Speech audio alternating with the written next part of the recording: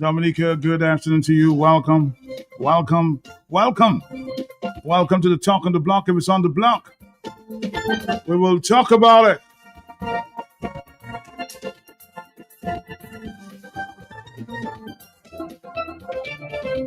It's going to be a busy afternoon, so we're going to hit the ground running here. Tomorrow night, another big program of the Global View on Q. And Mr. Sheridan Gregoire, Mr. G, is standing by to give us an update, give us an insight as to what is taking place on Global View on Q tomorrow night. Mr. G, good afternoon to you. Hello, Matt. How are you doing? I'm here monitoring what's going on. Yes. What's up?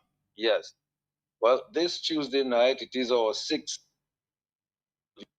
26, and we continue to engage with our local, regional, and global Q family listeners and friends of Dominica. Hold on, Mr. G. Can you repeat to the beginning because we had a drop there? Can you basically say what you just said? Repeat. Yes. This Tuesday night, it is our 6th Global View on Q show for 2026. And we continue to engage with our local, regional, and global Q family listeners and friends of Dominica. With me is my co-host, Justice Dr. Irving Andre, businessman Anderson Jolly, former CSA General Secretary Alvin Thomas, and Miss Maslin Edwards. This discussion will be about where is CARICOM headed? What are its priorities as compared to the vision of the framers of the West Indies Federation? Will there ever be a full Caribbean integration that allows the region to speak with one voice on issues like investments, trade, security, diplomatic relations, etc.? And what has CARICOM actually accomplished? Does CARICOM represent regional unity or political theater? What are the implications for individual state and Caribbean sovereignty in this new world order? And what is the role of the RSS? Why are some Caribbean leaders posturing on regional platforms for domestic political optics rather than substantive policy advancements? And do the national election cycles undermine long-term regional commitments, such as food security, removal of intra-regional trade barriers, crime, and border security coordination? We will have some follow-up questions, or if you like, talking points based on the submissions of our guests. But we look forward to the contributions of Justice Dr. Irving Andre, former CSA General Secretary Alvin Thomas, businessman Anderson Jolly, and Miss Maslin Edwards, and of course our callers and viewers on the radio, on Facebook, and on YouTube on that topic. So tune in, join us Tuesday night for more. Okay, Mr. G. Well, thank you very much. We're looking forward, of course, to tomorrow night Global View on Q. Thank you so much.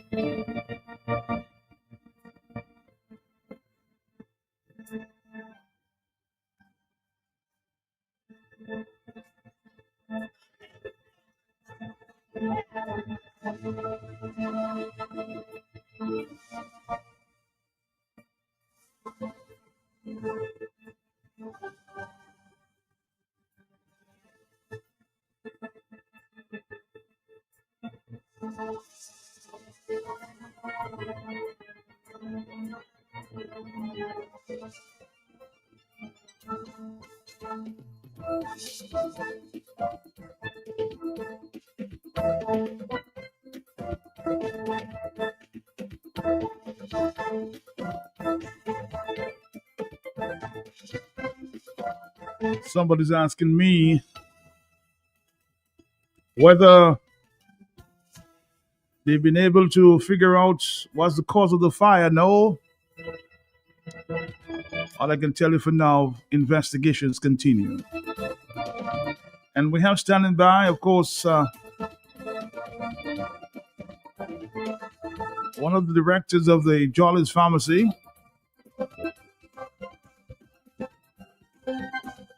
But before we go to this fire story, I need to inform you and give you a little update on the big story you've been following for some time. Read the matter with Dr. Theodore Thomas,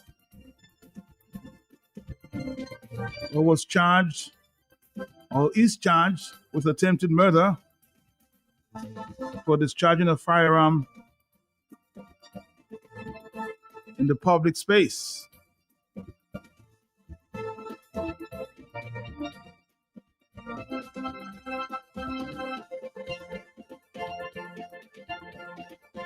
The prosecution, led by the prosecutor from the Office of the Director of Public Prosecution, DPP Kevin Julian, stunned the court as they invoked Section 21(1) of the Bail Act prosecution right to appeal in the matter of bail for medical doctor Theodore Thomas, who is charged with attempted murder and discharging of a firearm less than 50 feet in the public space. Dr. Thomas was denied bail when he made his first court appearance earlier this year, but his legal team, led by Wayne Norde, Joshua Francis, and Gina Abraham Thomas, reapplied for bail at the magistrate's court. The story gets more interesting.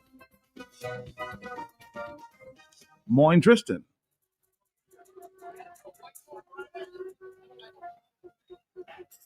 Senior Magistrate Michael Loader heard the bail application, and Julian, leading the prosecution along with Gabriel St. Hilaire, told the court that the prosecution's position remains the same.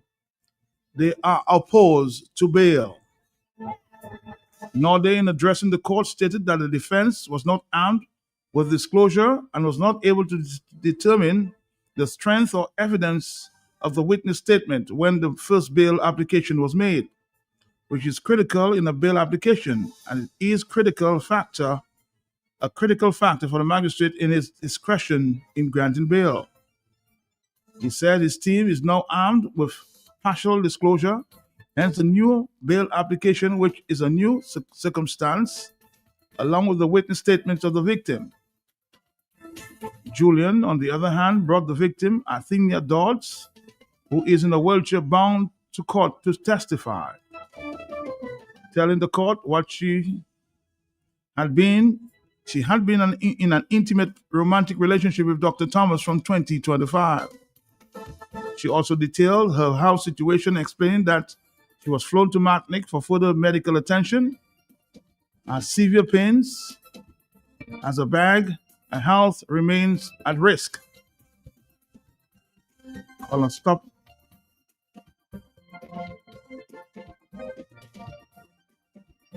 That's a colostomy bag. After hearing both sides, Senior Magistrate Michael Loader decided that Dr. Thomas was not a flight risk and granted bail for $75,000.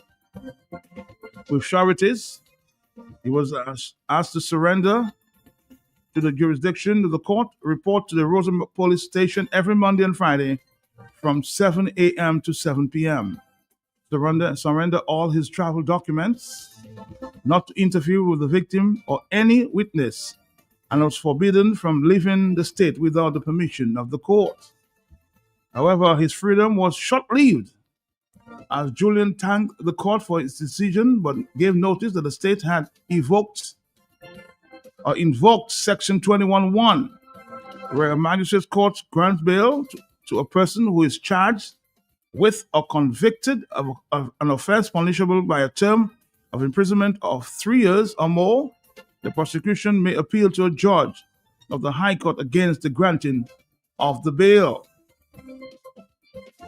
He then served the court with his notice of appeal and drew the court's attention to Section 21(6) of the Bail Act.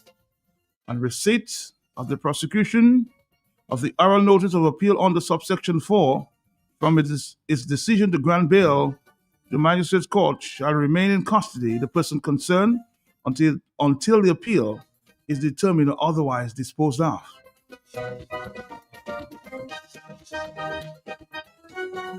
Despite the intervention from Norde, Magistrate Loda stated that he had no further say in the matter.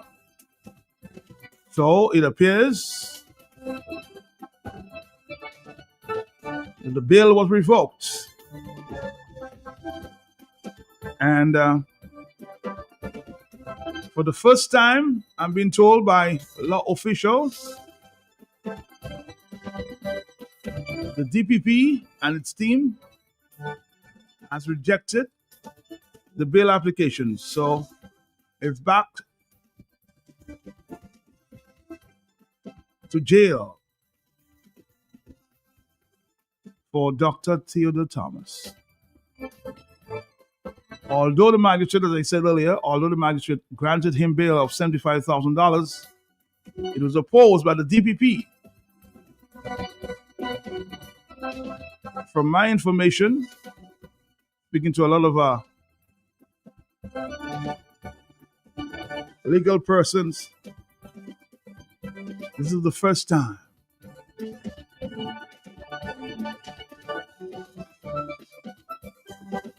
that the DPP and its team has rejected bail when given by the magistrate.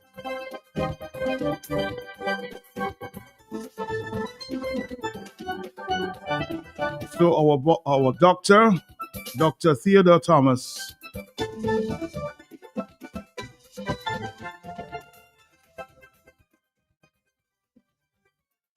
will have to appear again, maybe at a higher court, sometime in the near future. That's all I'm going to say for now. Enjoy your property, protect your property. You homeowner and businessman, protect your property, enjoy your property. Can't wait for the hurricane, can't wait till you flood again, can't wait till you fly out and all your business coming out. Remember, no insurance company will insure your property when a storm is approaching. Get ahead of the hurricane season. Insure with a company who gives you the assurance of payment for your valid claim. Come speak with Dave at the New India Assurance Company Limited, upstairs AC Shillingford and Company Limited, 24 King George Street, Roseau. Bring along an up-to-date valuation from a qualified engineer and get insured today. Where money don't come, and if it doesn't hurt you. A fresh market, a market. We are open 7 days a week with the top of the line products. Well stocked supermarket and pharmacy, health and beauty care, fresh produce and meat prepared daily, hot and cold kitchen, ready to go meals, sandwiches, salads, and desserts at your fingertips. Easy access, located on the bayfront, environment friendly, and our staff are approachable and ready to assist. Have you figured out who we are? You got it. Fresh market, your one stop. Where money don't come, and your pocket don't hurt you. Fresh market, fresh market, fresh market.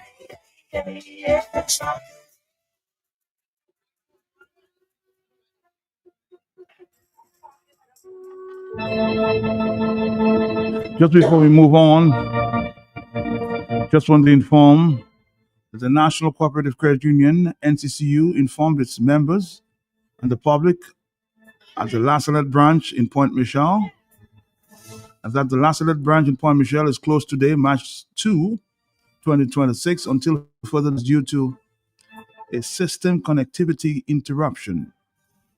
Our other locations are open to serve members QCall and QC Online services are fully operational. Services are fully operational. The NCC apologizes for any inconveniences caused. Thank you again. Just to reiterate that the National Cooperative Credit Union, the NCCU, informs its members and the public that the La Salette branch in Point Michel is closed today, March 2, 2026, until further notice, due to a system connectivity interruption. Our other locations are open to serve members. QCall and Q Online services are fully operational. NCC apologizes for any inconveniences caused.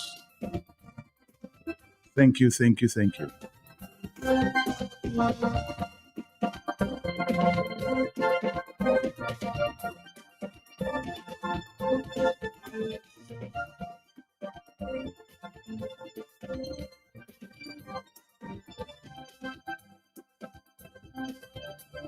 And I know you guys have been following the story there for some time. There's another story, another breaking story, that police have formally charged a male individual in connection with sexual intercourse with a minor. The individual has been slapped with unlawful sexual intercourse, indecent assault, and unlawful sexual connection with a minor. He made his first court appearance today, March 2, 2026, where the charges were read to him. These matters are of an indictable nature to be tried at the High Court before a judge and jury. Hence, he was unable to enter a plea.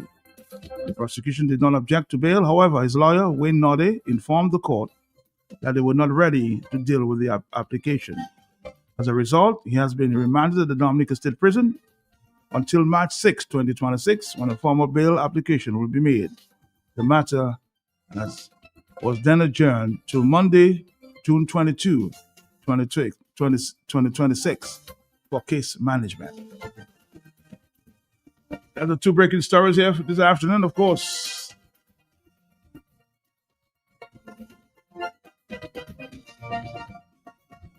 Dominica, we're going to take a quick break, and when we come back, we have some updates from Jolly's Pharmacy that was closed today. I will tell you why when we come back. Thank you very much. Stick around. Just me Goldwyn in Roseau again. Same place outside Flossies. I tried to dock in, but you had time see me. Where? Story start again. Million, lot of my power with us, huh? Saka fella, I said the same thing you doing, shopping at Flossies. And you don't have to tell me the same thing you tell me last time because I'm busy. It's to hear him way. You reckon? About my pocket, boy. I won't tell you that I save money in food and drinks when I buy quantity. I save more. Oh, shucks, man. Well, when you're still telling me, I know already. To pack a respect him, why? When I get him up here for Palais, I will tell all my friends from London, US and Dominica to come to Floss's, right next to the Rosa Market. Open Sunday to Saturday. Floss's can't do it to you. Looking to remodel your home? Visit Universal Elegance today, where comfort meets style. Whether you're looking to uplift your living room, bedroom, kitchen, or bathroom, we've got all the perfect pieces to transform your space. From cozy sofas, elegant dining sets, home electronics, to home appliances. But that's not all. We've got a lot of amazing deals and prices for you as well. Hurry in today at Universal Elegance. Call us at 448-5100 or visit our appliance department at 45 Great George Street, opposite the Austin's University, or our homes department next to the Green Supermarket. Also, you can shop online at www.buymuslims.com. Come in, your dream room awaits you. Universal Elegance, Locally born, locally grown. place to shop. A home.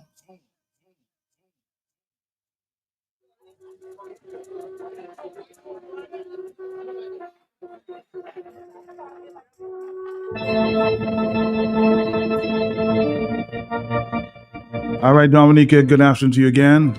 This is Q95. And we heard the news this morning, of course.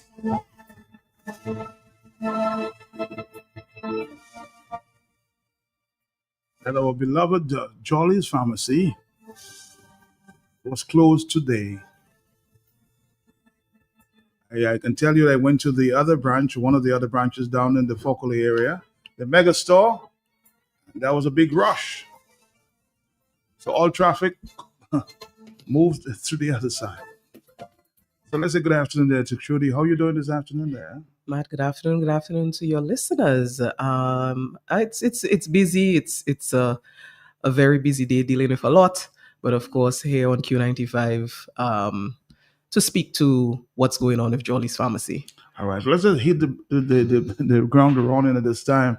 What is the latest? I know you sent me a message this morning saying that things are shut down for now. Yes, so of course, due to the fire which impacted the property on the King George V Street branch severely, Jolly's Pharmacy on King George V Street branch is closed today. And of course, until further notice, until further updates can be given, the staff is working tirelessly to, try to see how things can be restored as much as possible. But King George V Street remains closed today. And of course, that's a very popular branch of Jolly's Pharmacy.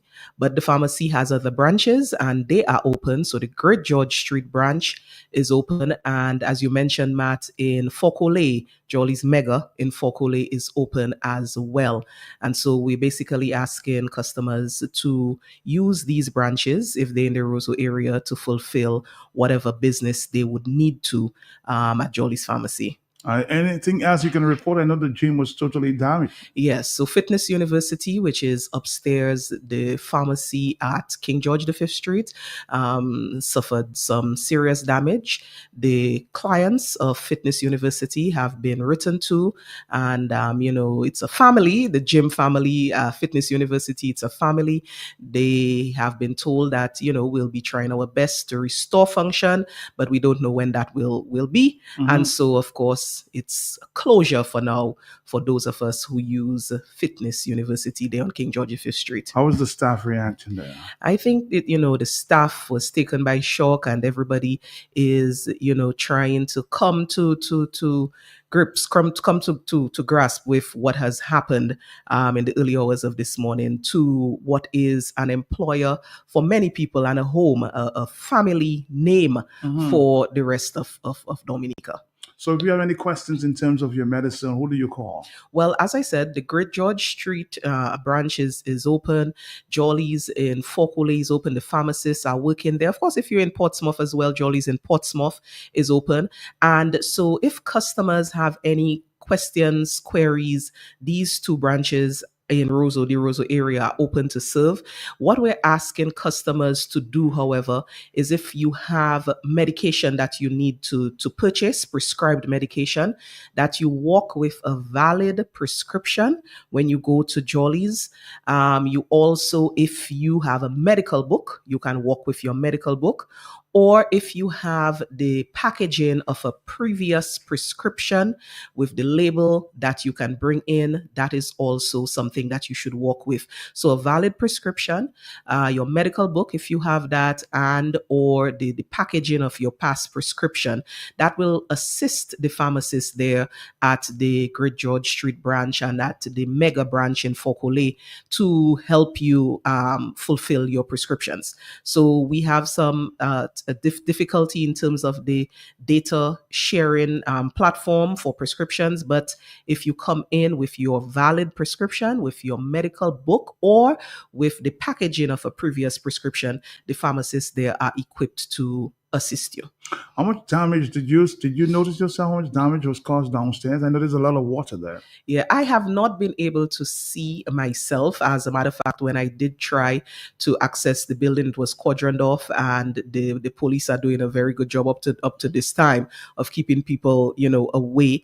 But I did, from the videos and pictures that I have been seen that there's quite a bit of damage. So it will take some time to restore function. I spoke 2:30 this morning to Oren, who is of course the CEO. Yes. And he seemed like he was ready to go. He said, Matt, don't you worry, we'll be up soon. So he's a very optimistic guy. Yes, he is. And of course, I want to, on this public platform, just extend best wishes to the managing director and the management team and staff of Jolly's Pharmacy, because it is going to be a long road to get back to the function of before the fire. But I know that the team is ready to stand firm Mhm. with Jollies and to do what needs to be done. And Orin, as you said, optimistic, and I am sure we'll get things back on track. Anything else you want to add before you go? Just to generally assure customers that we are still ready to fulfill their needs. The Jollies, the customers are our top priority, and that we have facilities at other branches that can assist, and to assure customers to continue to shop, continue to support Jolly's Pharmacy, always leading the way in healthcare, always there in the community. And this is a setback that we will definitely overcome with the support of all the customers of Jolly's Pharmacy. Point to us again where we can, of course, get services. So Great George Street, that branch where you are leaving Roseau, that branch is open and the opening hours remain the same. I believe that branch closes at 6 today. And Jolly's in Faucolet, right there, Jolly's Mega is open. Matt, as you said, the traffic there is heavy already, but it remains open until 8 p.m., I believe, this evening. So these are the two in the Roseau area. And for the people in the north, you are generally unaffected. Jolly's Portsmouth remains open as well. All right, but if you want to take a drive, you can go to Portsmouth. Of course. Why not? Why not? Avoid the traffic. Yes.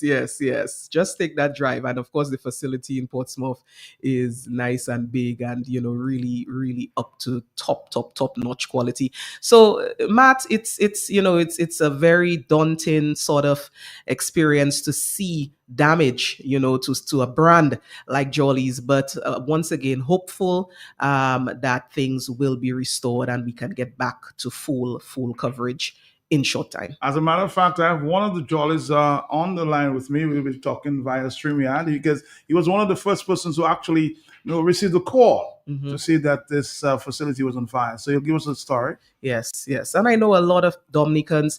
I was told that, people who were on site very early on last evening with the fire expressed great concern. Yes, there are many businesses who were impacted. And I also want to, send out wishes for recovery to these businesses. But I understand that the word on the ground was that people were very scared about being impacted by that fire. Let's say good afternoon to Mr. Anderson Jolly. Any word for Trudy before you go? Well, it's always a pleasure to hear Trudy on the mic.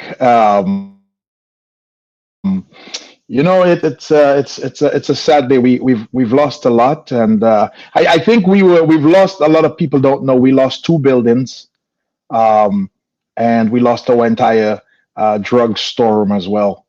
So it's going to be a little road. So the building that we actually, the whole Jolly's building, but the one where there was the Chinese store is one that I bought a few years ago as well for Jolly's.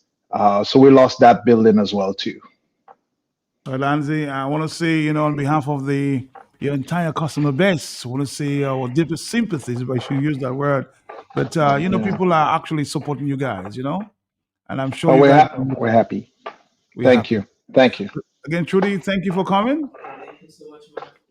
Thank you. Yes, go ahead. Thank you for the opportunity. I leave you in the capable hands of Andy here. But I am very pleased to have gotten the opportunity to speak here on behalf of Jolly's Pharmacy this afternoon. Thank you again.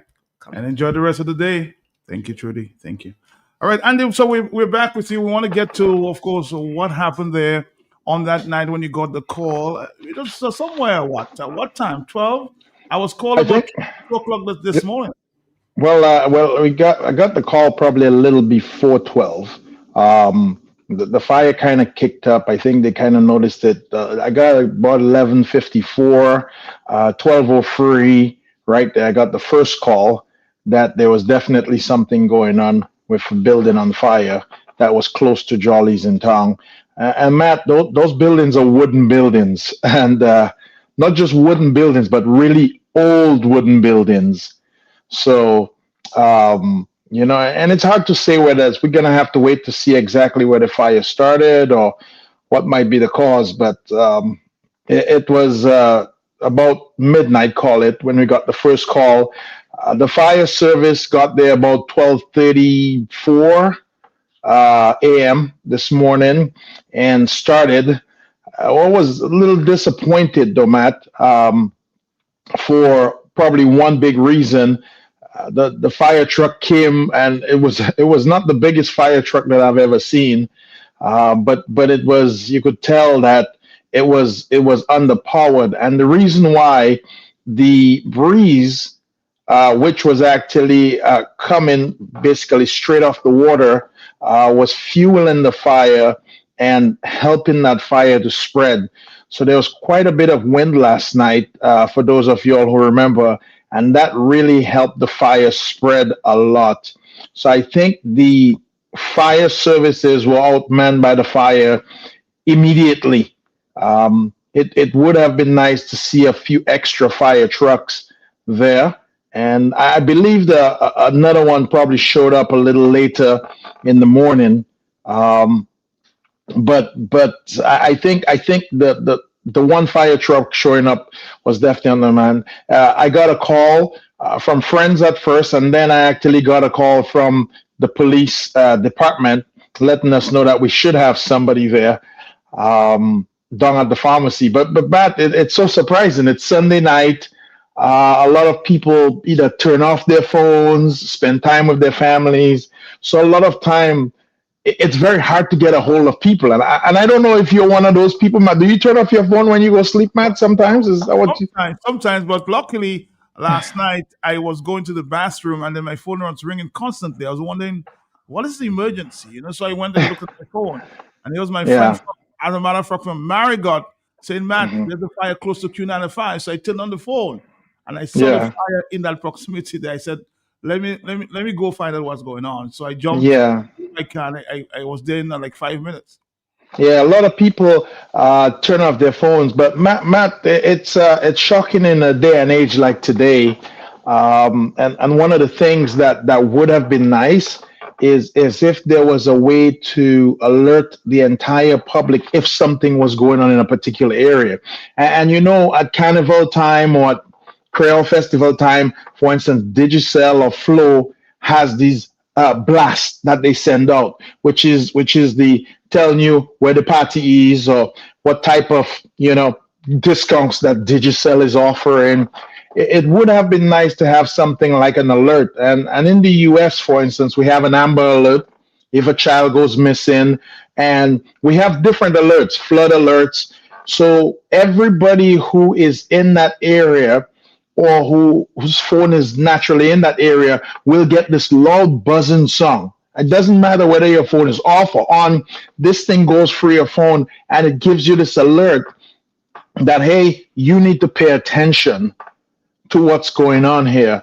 And it would be nice if we set up something like that, because in this fire, we didn't have any loss of lives, I believe. We did have about 7 or 8 buildings that got injured. But Matt, could you see what would happen if we had a densely concentrated area where people will live in? And for instance, it was in the middle of the night, again, 12 o'clock at night, and you had to go through waking up people and trying to call people on the phone. I mean, this could have been a really dangerous thing. As a matter of fact, and I will tell you, I had some friends in the area. I don't know if you know a guy called Fat Boy and a few friends. Yes. Who actually went on roofs, using the hose to wet the other buildings that prevented the spark from going on. Yes, there were hoses being used, which is also a little, I would say, disappointing. It was nice that the fire people and the fire trucks came in and did a really wonderful job for 4 or 5 hours. But Matt, they took 30 minutes to get from Roseau to Roseau. It's a 2 mile stretch, which is, when you consider how long does it take you to get 2 miles, so that was, that was a little questionable as to how long that fire service took to get there. This fire, I think a lot of this could maybe, if we got there sooner, probably with better equipment, could have been prevented.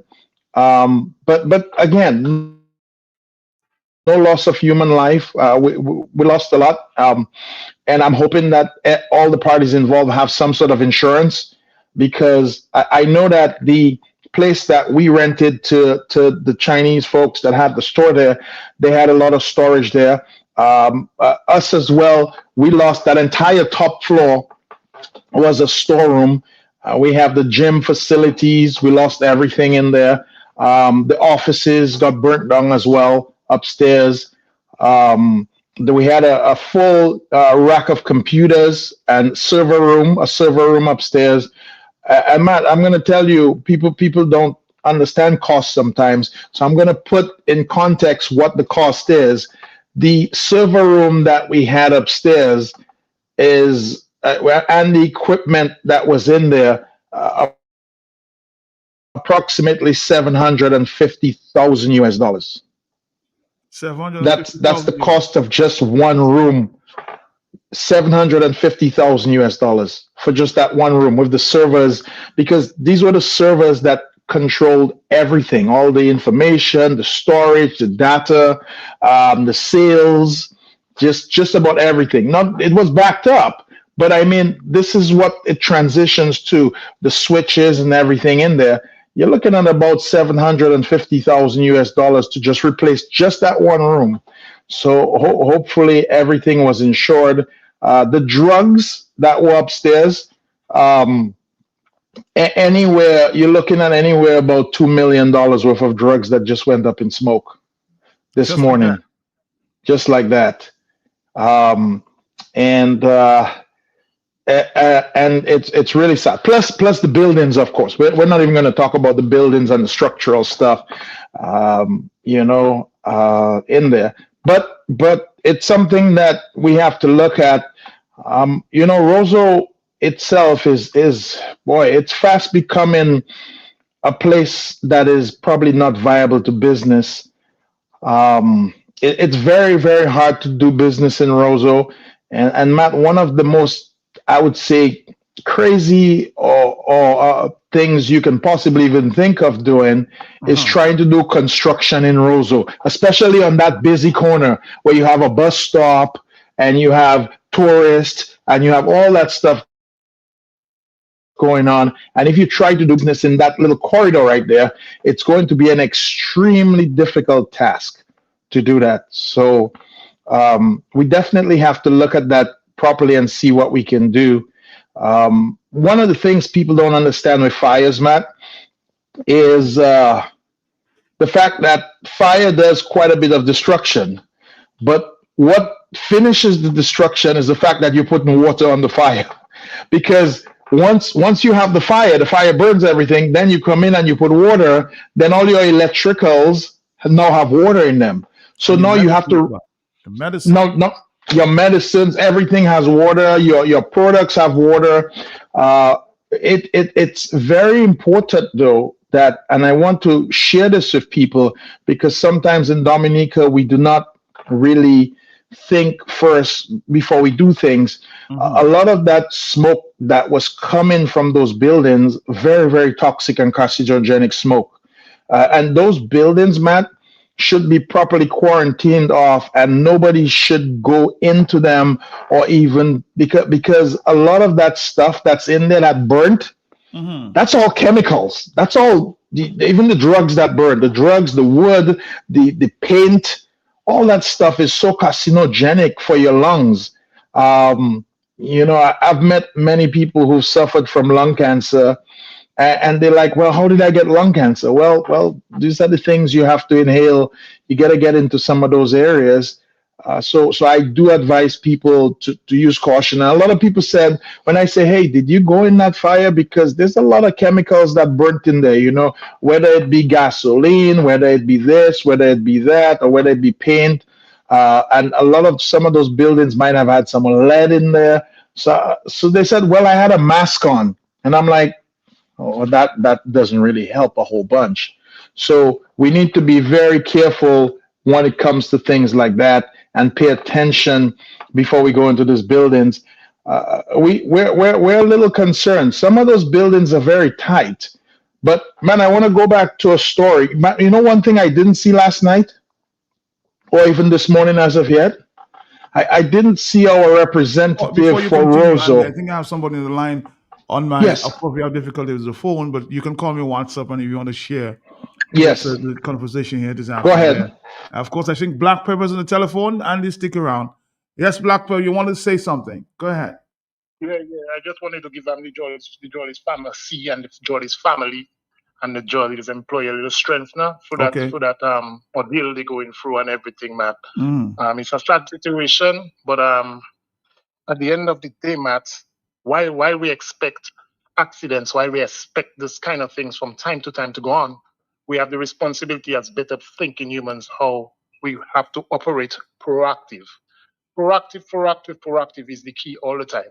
Let the natural causes ridicule being proactive, but at the end of the day, we have to stand firm and try to put things in place to be proactive. I mean, I'm listening to Andy talk there, and I'm saying to myself, there's little common basic things that in our firefighting ethics, Mhm. and we have to look at to implement to be able to respond in the appropriate way. It's about doing surveys as to what buildings in Roseau. That's where the fire marshal comes in, like in the States. They make pop-up visits, regular visits to come and check your infrastructure, see if everything is up to code, see if your exits are on, if your sprinklers are working.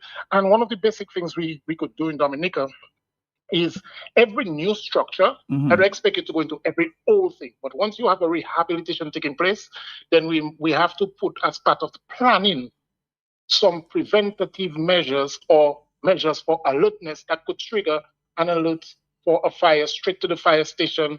Everything is technology these days, Matt, right? So we have to think ahead. And another thing we have to do also is to, I would advise the fire department, especially for the commercial areas of Roseau, they need to make periodical visits to see what type of merchandise is inside of there. Because you have highly flammable merchandise, you have chemical merchandise, and when you categorize what type of merchandise that this property houses, then you have to respond to any emergency such as fire with the appropriate form of extinguishing the fire. This is very important. Like Andy was saying, he had a point about the water. You put in water there, but you also put in oxygen there. And as a pharmaceutical place where they do all they have chemicals in there. The water itself sometimes doesn't help the purpose.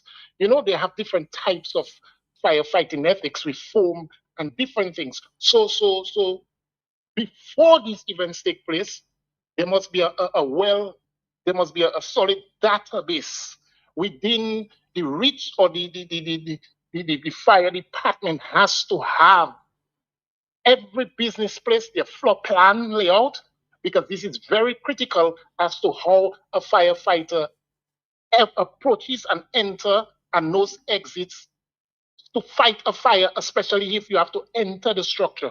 So you quickly look at the mapping, know your strategic ways of entering in case of anything, where your exit might be, providing that the place is consumed with smoke, Matt. So Matt, we have to step up how we do things.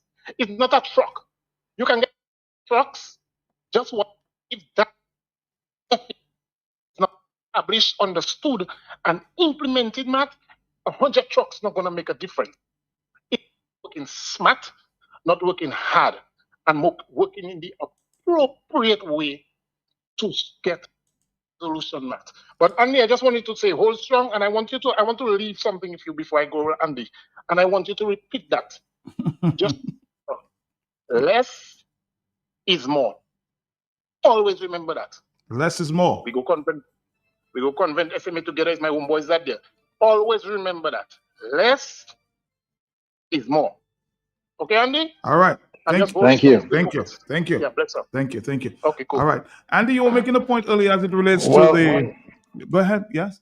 Well, Matt, I was making a point, but Black Pepper hit on a couple issues that I'm probably going to talk about. So I hope he tunes in so that I can go through those issues. But yes, one thing I didn't see, Matt, I didn't see our representative for the Roseau South community. Who's our representative for the Roseau South community, Matt? Roseau South or Roseau Central? or Roseau Central. I guess it would be Roseau Central where we are, right?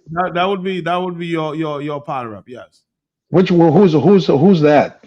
Melissa Scarrett. Okay. Nobody called our power rep. I mean, half Roseau is on tongue, and we nobody called our power rep. The only minister I saw there compliment, I say, Mr. Blackmore's there at about 2 o'clock. He was right there. I don't think Mr. Blackmore is not a minister. I think he's a senator, right? Well, senator, we refer to, he's a senator, but also a minister. He's a minister of security. He was there with all the police officers. Kudos to them. Okay, good. Yeah. The police did provide quite a bit of support today, but it was nice to see, people like that come in and at least sympathize with you and come in and see what's going on and stay in tuned with the representatives who put them in office. But again, we've never seen our power rep for anything. So it's not that even Rosa was on fire. I don't think we would see our power rep. So we've never seen her before for anything. So I'm just going to leave it at that. But Matt, maybe she has gone to the family members. I heard the Prime Minister put a post this morning to say that he will support any recovery efforts for family or those involved. So maybe through the Prime Minister, she sent a message to your family. Maybe you'll tell us, give us an update as to what. Have you heard anything about that? I think the Prime Minister doesn't do his own PR comments. You know that, right? I think somebody else does it. But anyway, I haven't heard anything as yet. Haven't seen anything. But I don't want to dwell on it too much because it wasn't something that I was really looking for. If you're expecting something, it's one thing. But if you don't receive it, you were not expecting it, then you don't worry about it. Does that make sense? Yes, it makes sense. But I think you were making a point earlier in terms of, inhaling these poisonous substances. A lot of the fire officers on duty this morning did not wear, this mask that would prevent these toxins from going in. And that's yes. Well, one of the things that we probably need to focus on is probably getting our fire services some good equipment, something that's safe. Obviously, as you know, there's a lot of protective helmets, protective this, and again, like the gentleman who just called in said before, we don't know what those chemicals were because literally as I said, we had one storm burn down and there was another storm on the other side that burned down as well. The fire marshal point that he brought up was a very good point, Matt. Before you go, Andy, I'm just reading there from Facebook, and I want to, of course, say that to you because somebody just texted to me. She said your power rep, Melissa Popon-Skerritt, she said there in a message on Facebook, our city faced a difficult night as a fire broke out, affecting several businesses in Roseau. While the damage is significant, we thank God for his mercy, as the situation could have been far worse given the high winds at the time. I extend sincere commendation to our fire officers and also the first responders whose brave and steadfast efforts helped to contain the blaze and prevent further devastation. Behind every one of these businesses are families, employees, and livelihoods. The impact will be felt across our community. Now is the time for us to stand together. Let us show solidarity and support to those affected to begin the process of recovery. Roseau has always been a resilient, and together we'll rise again. So that's your power rep. So you have to take kudos to her, Andy. Well, as I said, Matt, in my previous statement, I didn't see the power rep on the ground. Everybody else showed up, and we haven't. Again, like Matt, those are simple messages that can be constructed right off ChatGPT without any effort at all. So I don't think a message on Facebook is probably appropriate for something like that. As I said, it's nice to see the people in our community. Dominica is a very small place. There's really no need for us to communicate via Facebook. We should focus on communicating via face-to-face, especially if you are the person who's representing us. That way you can have an accurate description of exactly how we feel or what's going on in the environment. So again, the Facebook post is a good place to start, right? It's a start. I don't know if it's a good place to start. You have to keep in mind, my mom who is the owner of Jolly's Pharmacy, doesn't even have Facebook. So again, like I said, and I think many of those little shopkeepers might not even have Facebook. So assuming that you put a message on Facebook assumes that these people have Facebook. Okay, okay. But they do have faces, man. They do have faces, not Facebook. Okay. We're going to take a break. We'll come right back, Andy. We're here. This is Q95. This is Talk on the Block. Andy, stick around, Dominica. Thank you. Thank you. Enjoy your property, protect your property. You homeowner and businessman, protect your property, enjoy your property. Can't wait for the hurricane, can't wait till your flood again, can't wait till your roof fly out and all your business coming out. Remember, no insurance company will insure your property when a storm is approaching. Get ahead of the hurricane season. Insure with a company who gives you the assurance of payment for your valid claim. Come speak with us today at the New India Assurance Company Limited, upstairs AC Shillingford and Company Limited, 24 King George Street, Roseau. Bring along an up-to-date valuation from a qualified engineer and get insured today. All right, good afternoon, Jay. It's 2:03. Remember to check NATO, of course, the pedicure boss. Time to give your feet the attention and passion it deserves. Book a professional pedicure and that most needed foot massage. I'm just looking my time here. Let Nados Pedicure bring your feet back to life. Call 225-8229, the pedicure boss. Nato, good afternoon to you, the pedicure boss. Go check Nato today, 225-8229. We're going to come back, Dominica, right after this. Stick around. This is, of course, the Talk on the Block. We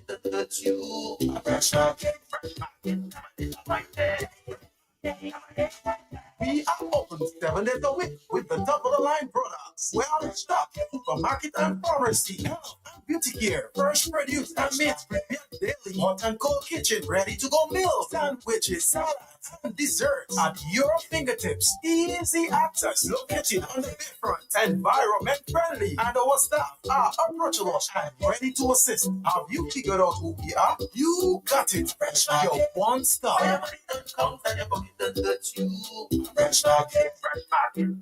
market. Just me goal winning Roseau again. Same place outside Flossie's. I tried to dock in, but you had time see me. Well, story start again. Million, lot of my power with us, huh? Saga fella, I said the same thing you doing, shopping at Flossie's, and you don't have to tell me the same thing you tell me last time because I'm busy. It's to hear him way. You reckon? About my pocket, boy. I won't tell you that I save money in food and drinks when I buy quantity. I save more. Oh, shucks, man. Well, when you're still telling me, I know already. Tu paga respecte moi. Una kadima pepper pale. I will tell all my friends from London, US and Dominica to come to Flossie's, right next to the Rosa Market. Open Sunday to Saturday. Flossie's can't do it to you.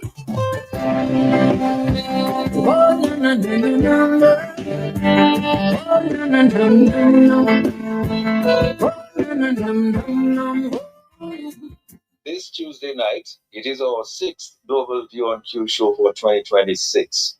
And we continue to engage with our local, regional, and global Q family listeners and friends of Dominica. With me is my co-host, Justice Dr. Irving Andre, businessman Anderson Jolly, former CSA General Secretary Alvin Thomas, and Miss Maslin Edwards. This discussion will be about where is CARICOM headed? What are its priorities as compared to the vision of the framers of the West Indies Federation? Will there ever be a full Caribbean integration that allows the region to speak with one voice on issues like investments, trade, security, diplomatic relations, etc.? And what has CARICOM actually accomplished? Does CARICOM represent regional unity or political theater? What are the implications for individual state and Caribbean sovereignty in this new world order? And what is the role of the RSS? Why are some Caribbean leaders posturing on regional platforms for domestic political optics rather than substantive policy advancements?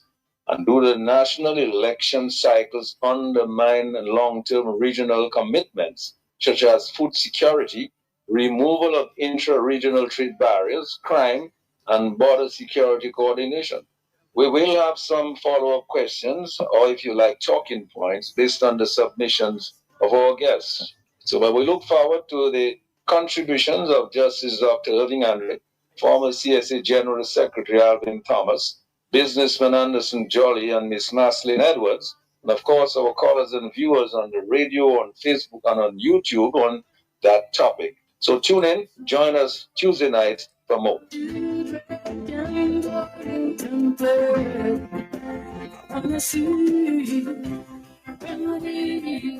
All oppression will be gone, and the people will structure freedom at last.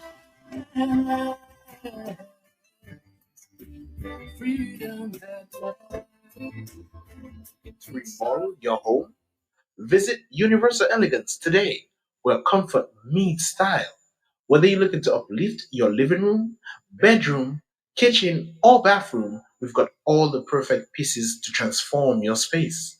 From cozy sofas, elegant dining sets, home electronics, to home appliances. But that's not all. We've got a lot of amazing deals and prices for you as well. Hurry in today at Universal Elegance. Call us at 448-5100 or visit our appliance department at 45 Great George Street, opposite the Austin's University, or our homes department next to the Green Supermarket. Also, you can shop online at www.buymuslims.com. Come in, your dream room awaits you. Universal Elegance, Locally born, locally grown. the place to shop For home.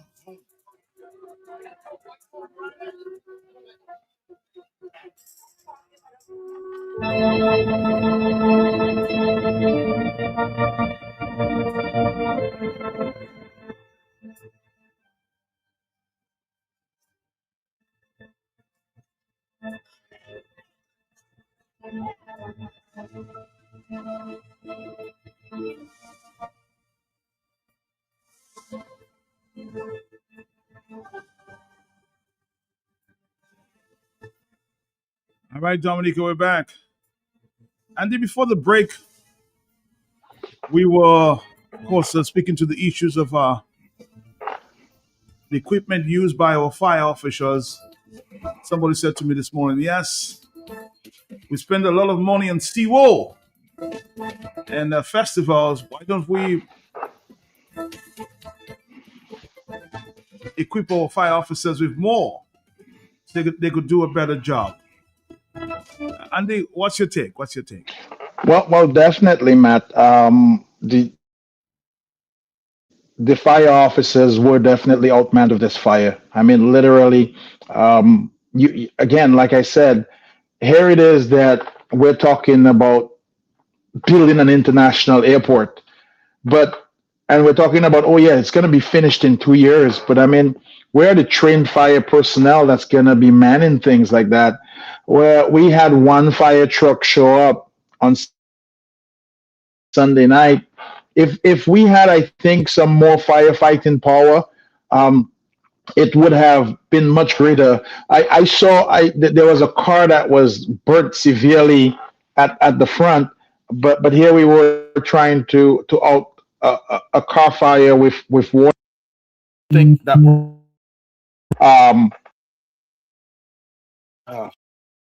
I lost you there for a minute, Matt.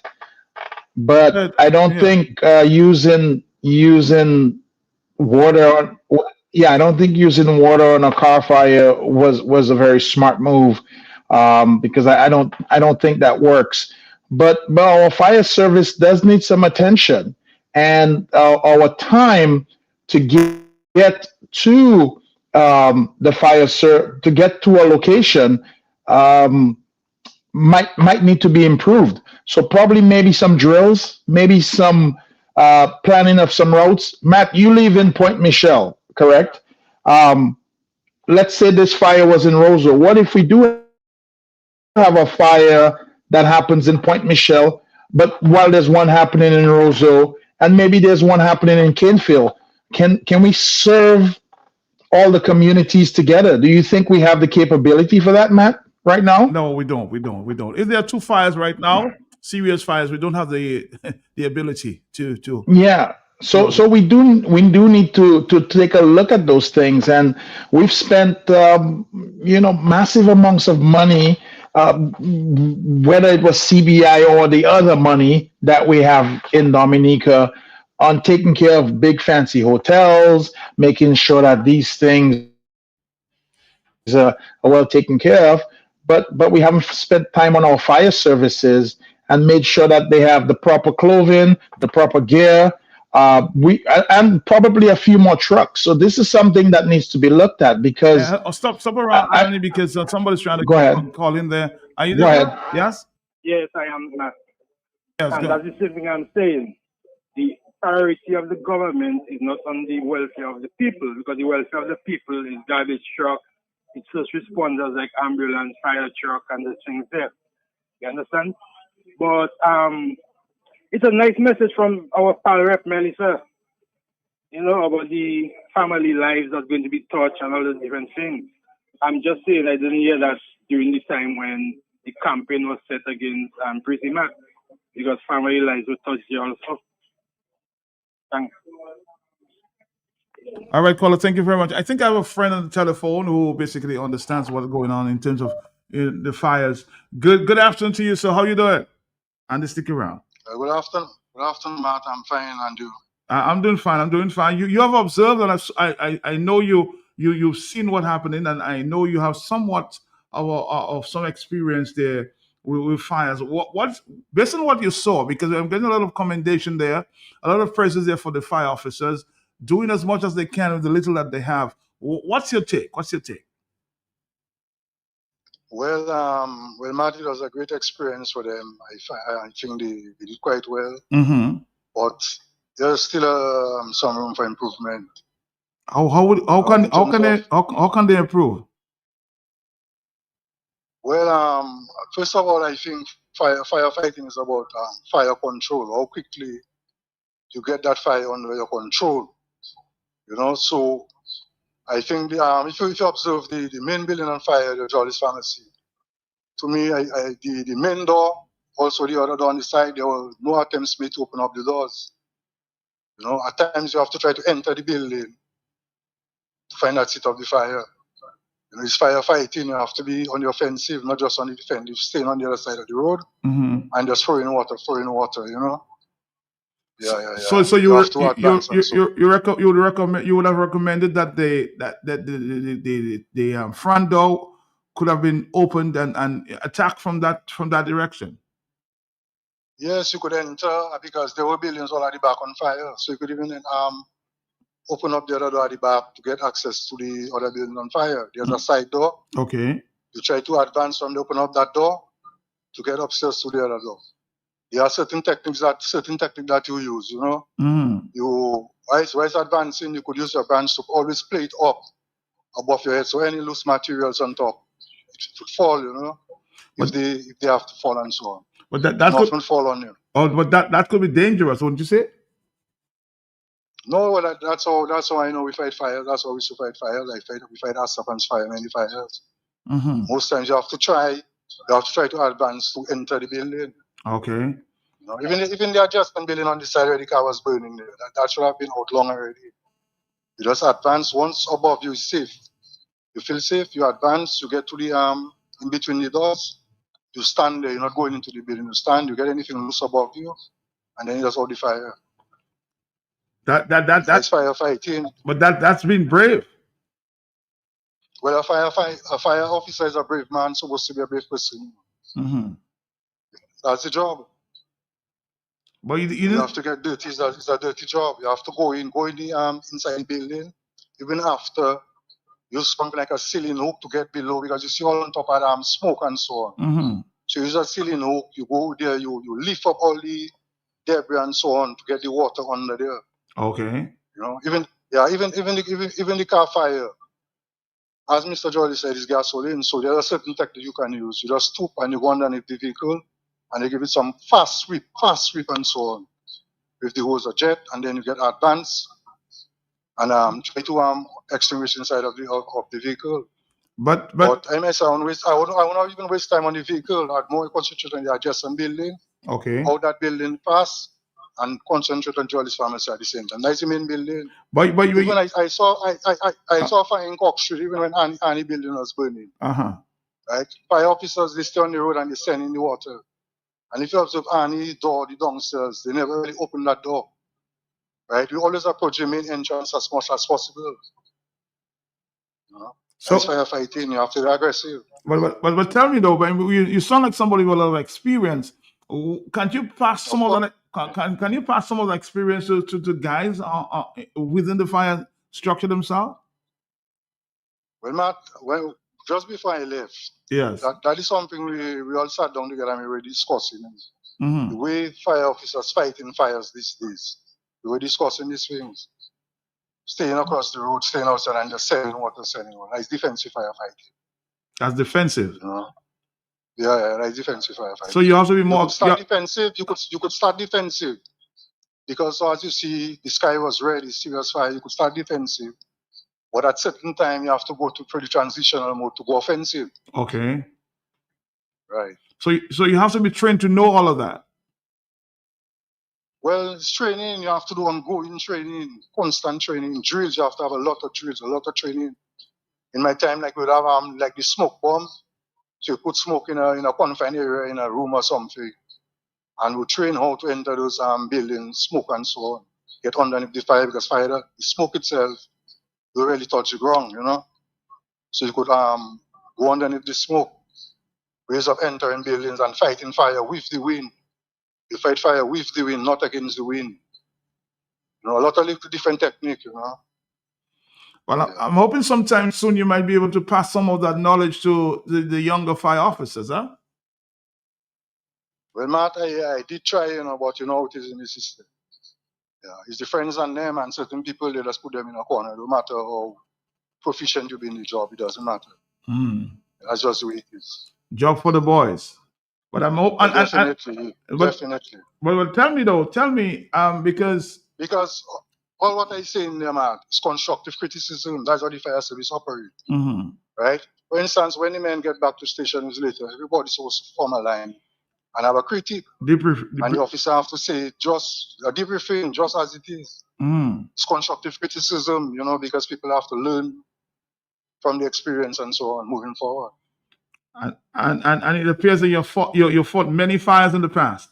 Big fires. Many fires, man. Many fires. Yeah, we enter buildings and so on. I trained, there was a fire officer, Julian Sampson from Mao. This is, you know, we call him Pecos. Mm-hmm. Yeah, he was a top firefighter, and he always called me when he come in to give me the technique. How to stay within the door for a while, play my branch first, and safety is very important. You know, it's simple, man. It's just training and ongoing training, and they'll pick it up. Well, I'm hoping that, you know, they're listening and something can be done. You know, we need people like you around. Well, they know. If the fire officer, some of them here, they know it's easy to fight talking. They'll still say it's easy to fight talking. You know that? Constructive criticism now. All right. Well, I want you to continue giving them all the criticism that you can once it's constructive, okay? But again, Matt, thank you. Of course, a friend that I know, a top fire officer, fighting fires there, and he says, you know, there's a lot of knowledge you can pass, but it's it says maybe sometimes we are not professional and, you know, don't do things the right way. Thank you again, my brother. Thank you very much. You know, Matt. Thank you. Yes. Matt, one of the problems that was available as well, you know, I received a call from the police officers. I'm very grateful to all the people who've called, to all the well wishes that we've received. I mean, I've probably gotten over 100 calls since this started. But Matt, one of the things that was most difficult was finding the owners of the building or the people who own the businesses. Mm-hmm. It was not until morning a lot of people showed up. A lot of these owners literally, and I hate to say, turn off their phones at night, and that's how it is. And to tell you the truth, I cannot say anything because my mom was the same. I called my mom 15 times last night and she never answered. It wasn't until 5 o'clock this morning that she saw my videos and my calls, and she was like, "Oh my God, what's going on? Is the world coming to an end?" You know, and I said, "Mom, you cannot keep your phone off while you sleep. If there's a fire in your house or something's happening, how we gonna reach you?" And she told me plainly, Matt, and she said, "God is in control." And I guess that's the that's the answer for everything. God is in control. He looks over me. And I'm like, yeah, but who's looking over the building in Roseau? So we I think we have to do a little better, Matt. But a lot of those owners, getting a hold of them to try to get into the building or to try to gain access to some of these outfits was very impossible. So I think we have a lot to learn from this fire. And I'm going to go back a little for you in history, Matt, just because I know you like history of things, and a lot of people don't know how long I've been around. In fact, some people even think I'm a vampire, not because I don't bleed, but because I know so much. But I'm going to tell you, when I bought over that building that just burnt last night, I bought that building. I remember I paid $1.42 million for that building. And I bought it from paperbacks. No. We're talking about where Jolly's is. Okay. The building that burned for Jolly's. Oh, okay. The Chinese one was just a few years ago. That one I think I paid about $750,000 for. We bought that from Whitchurch. But Matt, I'm going to tell you a true story. So when I bought the building from paperbacks, I was so ecstatic, Matt. I was the most happiest person in the world. I just started my pharmacy career in Dominica. This was back probably, I would say, about 97, 98. Matt, the building that was there was very old and was derelict. So I went in, and the first thing I went into the architect. I remember the architect at that time was Mr. Isaac Baptist. He's still around. I don't know how much work he does, but he explained to me that the planning department wanted to keep all those old buildings in that area. That the planning department was not interested in breaking down or even removing one piece of wood on any of those buildings. And anything that we had to do, we had to keep the face of the building.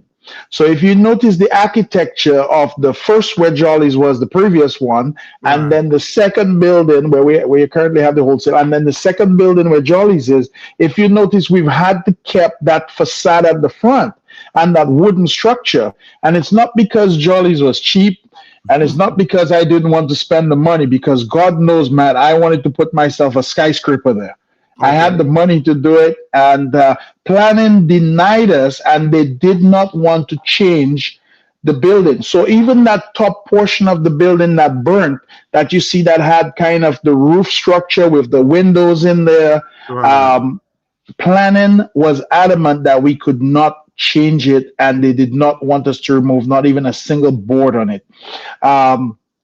These buildings were stuck together. So I remember sitting in a meeting of the planning department and letting them know that what this is firewood. And one of these days, the only thing that we could do with it is put dough over it that we could make bread with, because that thing was going to go up in smoke. And planning department at the time denied the application to break down the entire building, or to even accept a diagram with the front of the building not in place, because the tourist boats were coming right off there, and they wanted to keep the architecture of that area, kind of because the French built that building. So if you go right around, every building that burnt right around that area has that same architecture, because they've literally prevented the landowners from updating any of those buildings. Matt, keep in mind, up to today in Dominica, and I'm going to say this on your show so many people understand where I'm coming from, none of these buildings have sprinklers in them, and we still do not have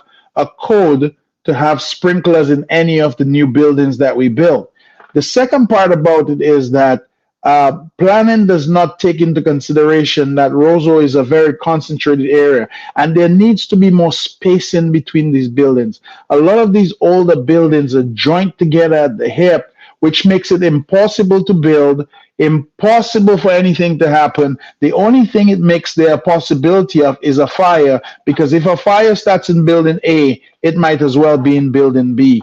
So this is going back about 30 years that this has been coming. And I remember sitting in that meeting, and it's sad to see in my lifetime that that actually happened and that became the truth of the statement. The next thing that we don't have in a lot of these buildings is we don't have a lot of security. We don't have the fact that if something happens in one of those buildings, very few of those buildings have multiple exits. Very few of those buildings have any code at all. And for people that are listening, I want to explain to you when I say code what that means.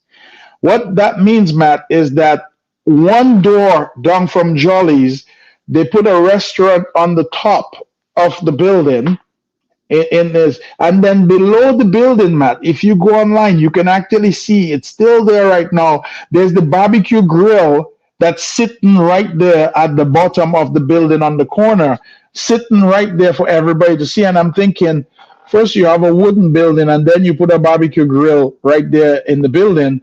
So that wasn't the smartest thing. So sometimes we probably have to recognize what we're doing, because when things like this happen, Matt, it creates a huge burden on the Dominican system. Not only do we have to file for our insurers to try to get back money, but here's the thing, Matt, our insurers are also looking at the other buildings as well, because keep in mind, Jolly's, the catastrophe that happened here, we're just a mere bystander. We're just collateral damage. The fire didn't start at Jolly's. It ended at Jolly's, but it didn't start at Jolly's. And it took off a lot of building and a lot of property and did a lot of damage.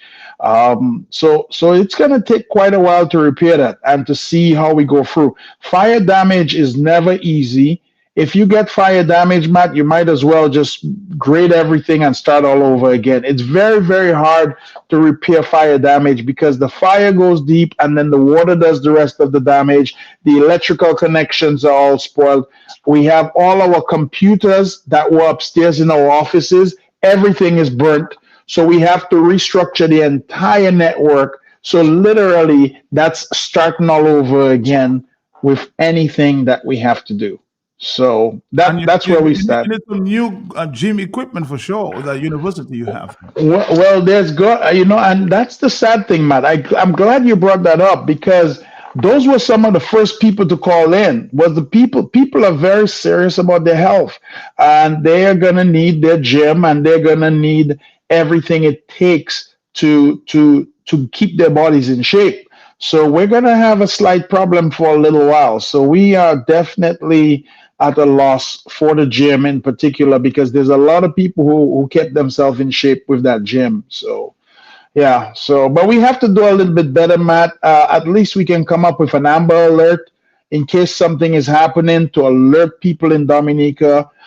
As I said, we can alert them when it's Creole Festival and when it's Carnival. There's no reason why we can't alert them when there's an issue. But somebody's asking whether there was fire alarm.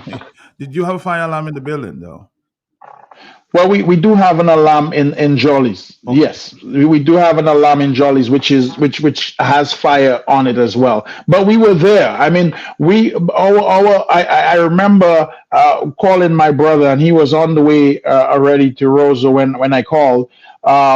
And I called a few of the other members, managing staff, and they were just, they were scrambling and getting out of their homes, because I sent them all the pictures beforehand and I started to call them. But by then, Jolly's was not on fire as yet.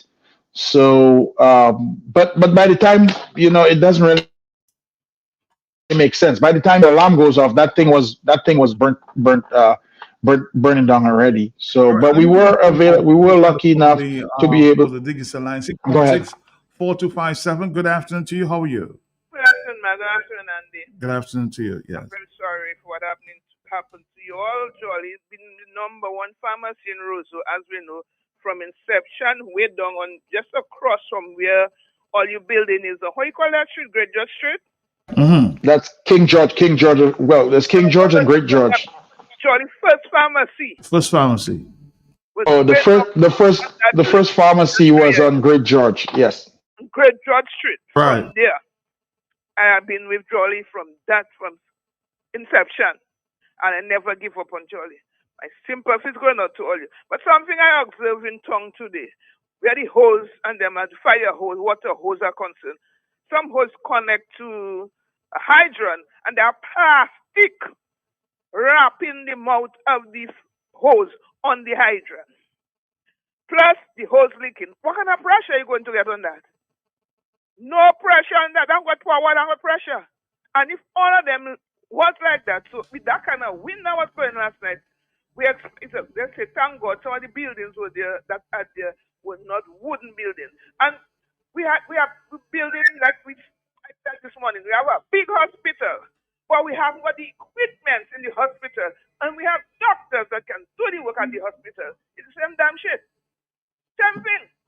Everything you have to go to Medicus. I would really like to know, can you get the connection of Medicus and the government for me, please? Because there has to be a connection, because things failing in the hospital and Medicus always on cause. God, bye-bye. All right. I'll tell you what, from what I gather, it's owned by, part owner, I think that some Cuban doctor may be part owner of Medicus. That's all information I have, Blue. That's all I can share, okay? But back to you, Andy, back to you. Blue is always a joy. Yeah. Blue, thanks for your concerns and your comments. You know, Matt, they told me as soon as we started to get back the money from Kondwani Williams, looks like they tried to burn down the money. So that was one of the comments that called me this morning. Somebody called and said that. I said, nah, let's get serious. No, let them know that money from Kondwani is in the bank already. Let them know that any little that we get from him, we still have more to get, but the little that we got, we put it in the bank right away. But you have insurance. I'm sure you have insurance. We do have good insurance, Matt. But here's what insurance does not consider. Many people don't think of this. Insurance doesn't consider the time it's going to take to rebuild this. Insurance may give you a figure for the material things, but there's a lot of emotional attachment. There's a lot of time and effort that's going to go back and lost. And Matt, you have to remember today we employ about 100 and I'm going to call it 170 people. And that location employs more than any other location. So you also have to think of those people that, we can probably try to restaff or reshuffle some people, but keep in mind, there's a lot of people that are going to be out of a job or that are probably going to have to be laid off temporarily till we can get those things back in order. Insurance doesn't give you that. I mean, those people have families. Those people have, commitments. Maybe somebody bought a house, somebody got a loan to pay for something, whether it be at courts or something else. I mean, somebody, those things change people's life drastically. So we have to consider the human factor when those things come about. Insurance money does not take care of that. Also, people don't understand. When an insurance gives you a check, Matt, they give you a check for what you had there. Okay, you were insured for $100,000. Fine. Insurance very rarely gives you a check and say, here's the thing. I'm going to give you the exact amount of money to remove everything that was there and put it back in place. Keep in mind, you have to get rid of the old debris. You have to get rid of all the old stuff, and you literally are starting back again. So the insurance rarely considers those things. So having insurance helps. And I'll tell anybody who does not have their home or their vehicle insured, please insure it, because when something happens like that, maybe it doesn't get you back on your feet 100%. However, it will get you started in the right direction. So thank you. Somebody's been trying to add something. Yes. Hello. Matt, good afternoon. Good afternoon, Jolly. Yes. Good afternoon to you. My sympathies is what your business is facing, and with all other business owners who have faced that tragedy. Matt, in every situation, no matter how bad it is, there is something to be learned, and so I'll expect to hear from you what you think the Dominicans can learn from that situation. My first issue is I heard Jolly say it take 30 minutes before the fire officers responded. Matt in Roseau, that cannot be right. And when I spoke with my brother about that situation this morning, the first thing he said to me, thank goodness it happened by night. Had it been by day, the problem would have been worse. And his rationale is that in Dominica, in Roseau, you park the vehicles on both sides, that only a motorbike can pass between them. So if we had that fire in the day, and the fire tenders had to navigate through Roseau to get there, Matt, it would have been more mayhem for the people to bear with. So that is part of what we got to learn from this thing. Lessons. The transportation, the parking in Roseau need to be checked. People cannot expect that they go in there and they want to park there. We cannot have parking on both sides of the road, limiting the size of the road, and the fire tenders or the emergency vehicles cannot get through. That needs to be checked. Okay? And thank goodness it was nighttime that the fire tenders could have moved freely. But I'm utterly disappointed that it had to take them so long before they get there. Madam, I hear people lamenting the use of one fire truck only. I do not know when our government will listen to the people of Dominica, but apparently their priorities are upside down and in the wrong place. Don't tell me in a big city like Roseau, well, I shouldn't say big city, a big ghetto like Roseau, that you only have one fire tender to respond to fires. Something is wrong, and our priorities are not right. I am certain the fire department, when they are building builds, should be checking buildings when they're doing. When you have those high-rise buildings, there should be sprinklers in them in the event of a fire.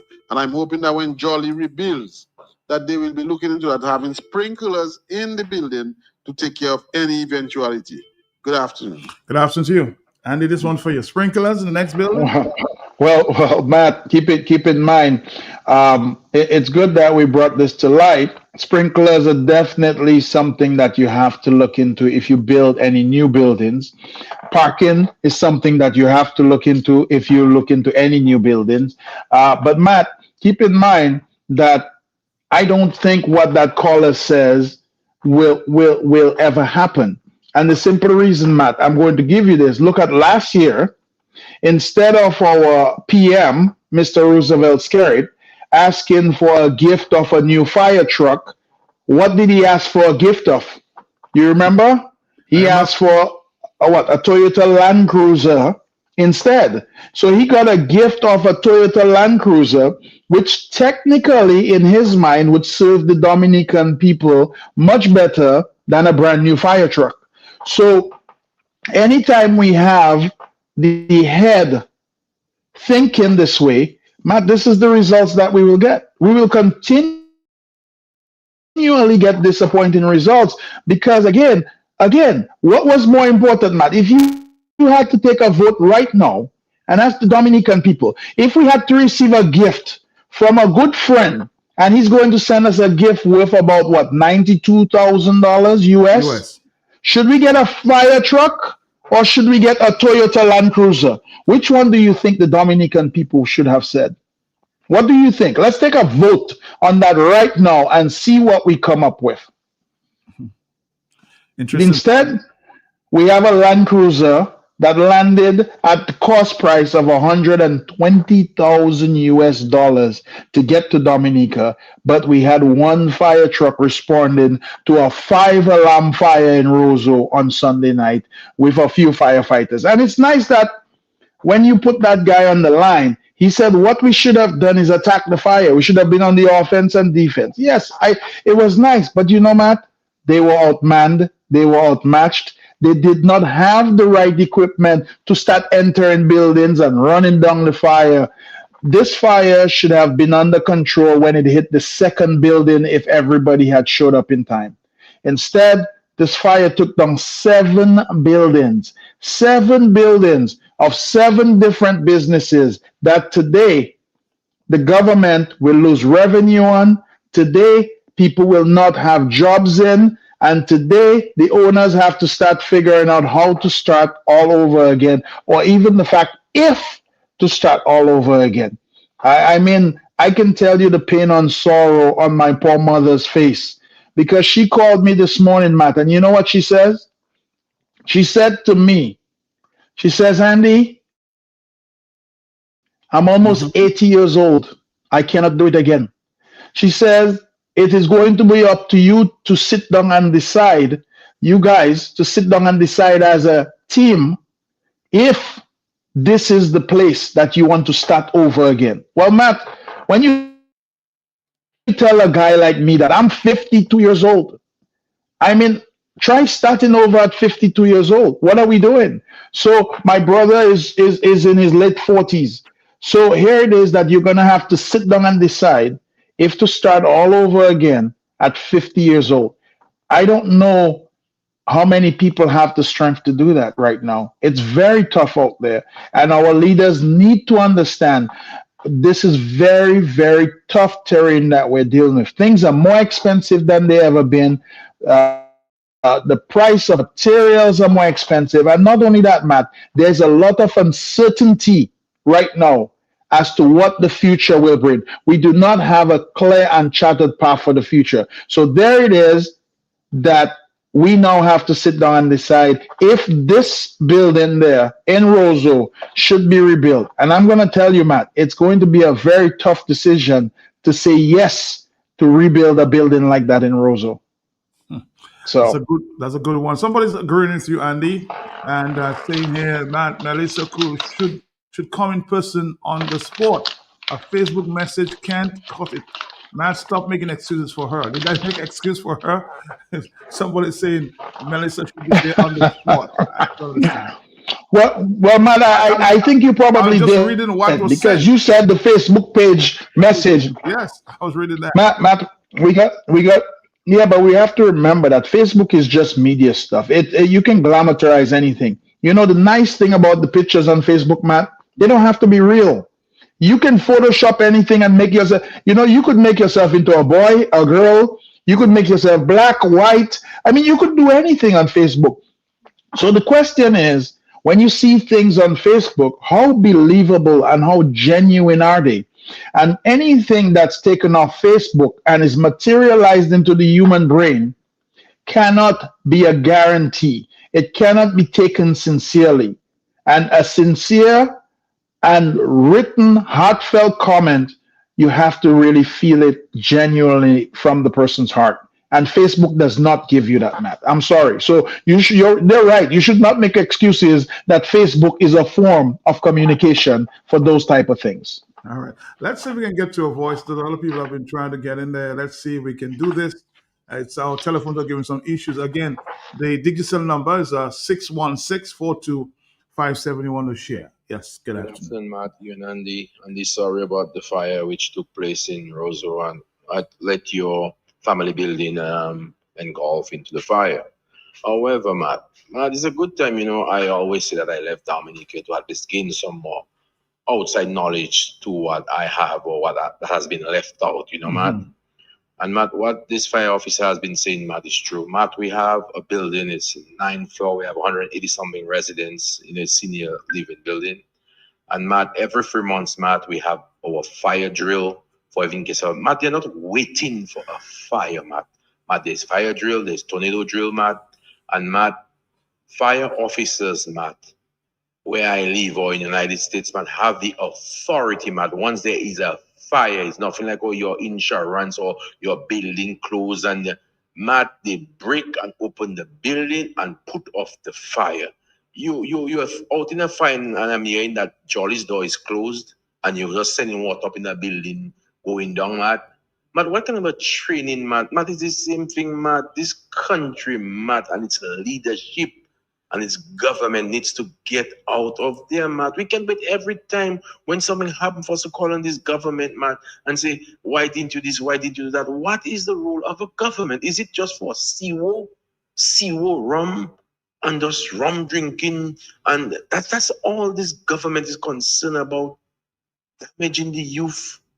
Tomorrow, what is the youth going to rely on? What is the youth going to support themselves on? Tomorrow will come, Matt. Tomorrow will come. And when tomorrow come, boy, There's a saying that says, too late shall be the cry. Thank you, man.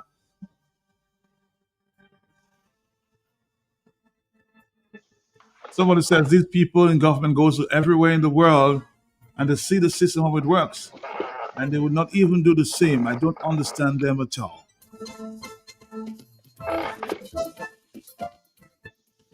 Somebody saying, Matt, Andy trying to build elsewhere and not in the same place.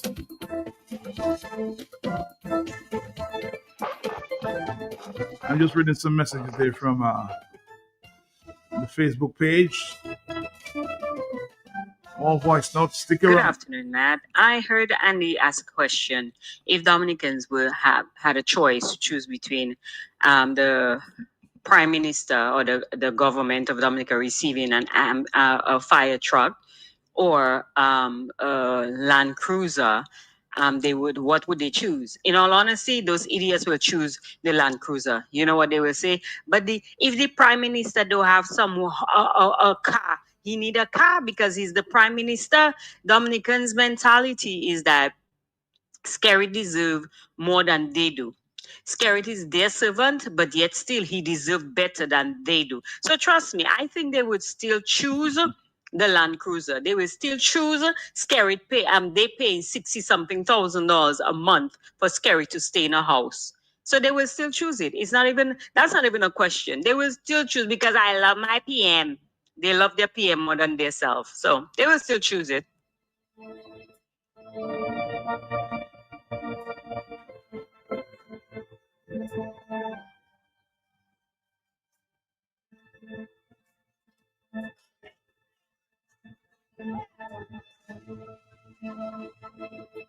Again, Andy, it's just about priorities in this country. You know what we spend time doing. Well, you know.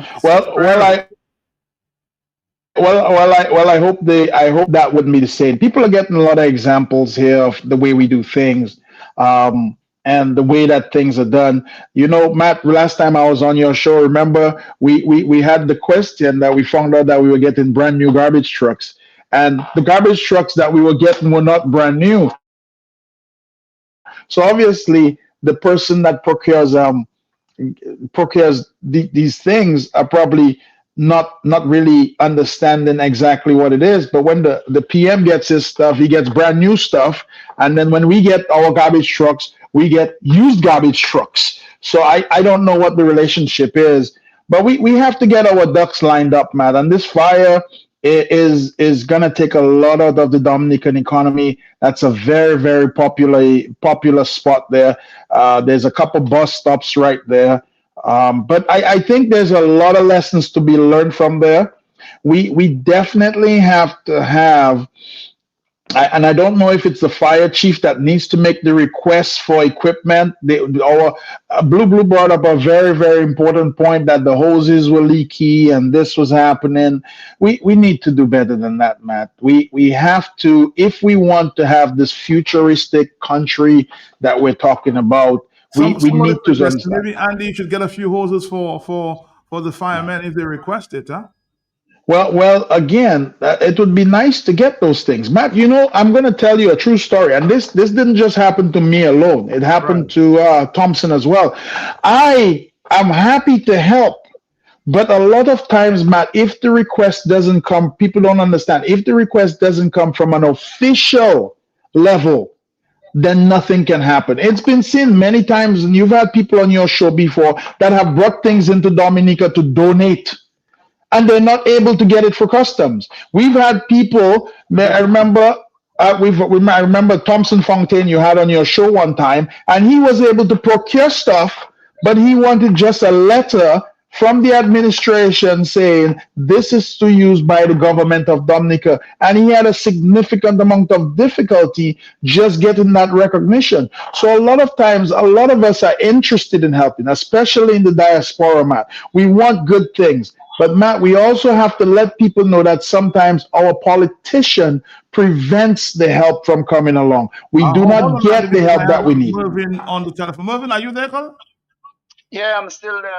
Good afternoon to you. Good afternoon to Andy. Yes, good afternoon. And I want to say I really sympathize and sorrowful for what happened to the Jollis family. And I want to say my prayers and are with you all. But I want to say, Matt, earlier on when the program started, even this morning, I would give a lot of praise to the fire officers. Mhm. And what comes to mind because of what I saw Okay. at the earlier time of the fire, we giving praise for a lot of mediocrity, and we need to come out of that position. Why I'm saying that? You can see a lot of the fire officers I saw there. One, they were untrained.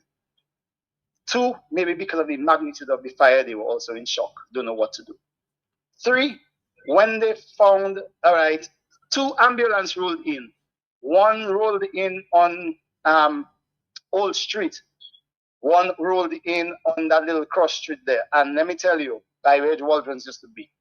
And both of these ambulances put down fire officers with hoses, with hoses and officers, and trying to jack the hoses into hydrants and don't even know where the valve for the hydrant is.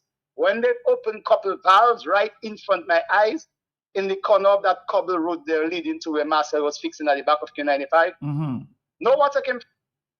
Now, besides that, you cannot use a hydrant to fight a fire because a hydrant doesn't come with pressure to fight a fire. A fire engine needs to be there with all the equipment to fight the fire, loaded with its tank and its mixture to fight that fire.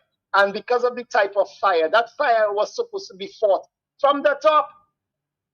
Because what you had was the windiness that was there. You had a creeping fire from one roof to another. And you have the firemen below heating the buildings from below when the fire was at the top. So there, lack of equipment, lack of training right there. Now the equipment that was brought there in terms of the hoses, leaky hoses. I mean, when you have a hydrant that's supposed to replenish a truck with the pump to pump that pressure into the fire, a hydrant cannot do that.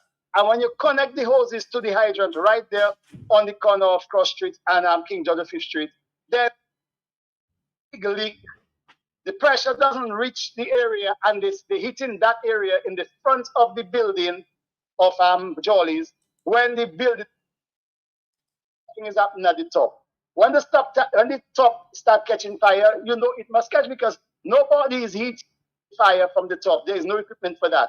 What would be needed there?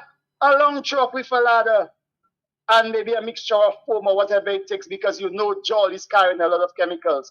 So praises that are given, maybe they have to go back to the policy makers, but at the same time, you cannot say kudos to the fire officers when you had a lot of untrained people there.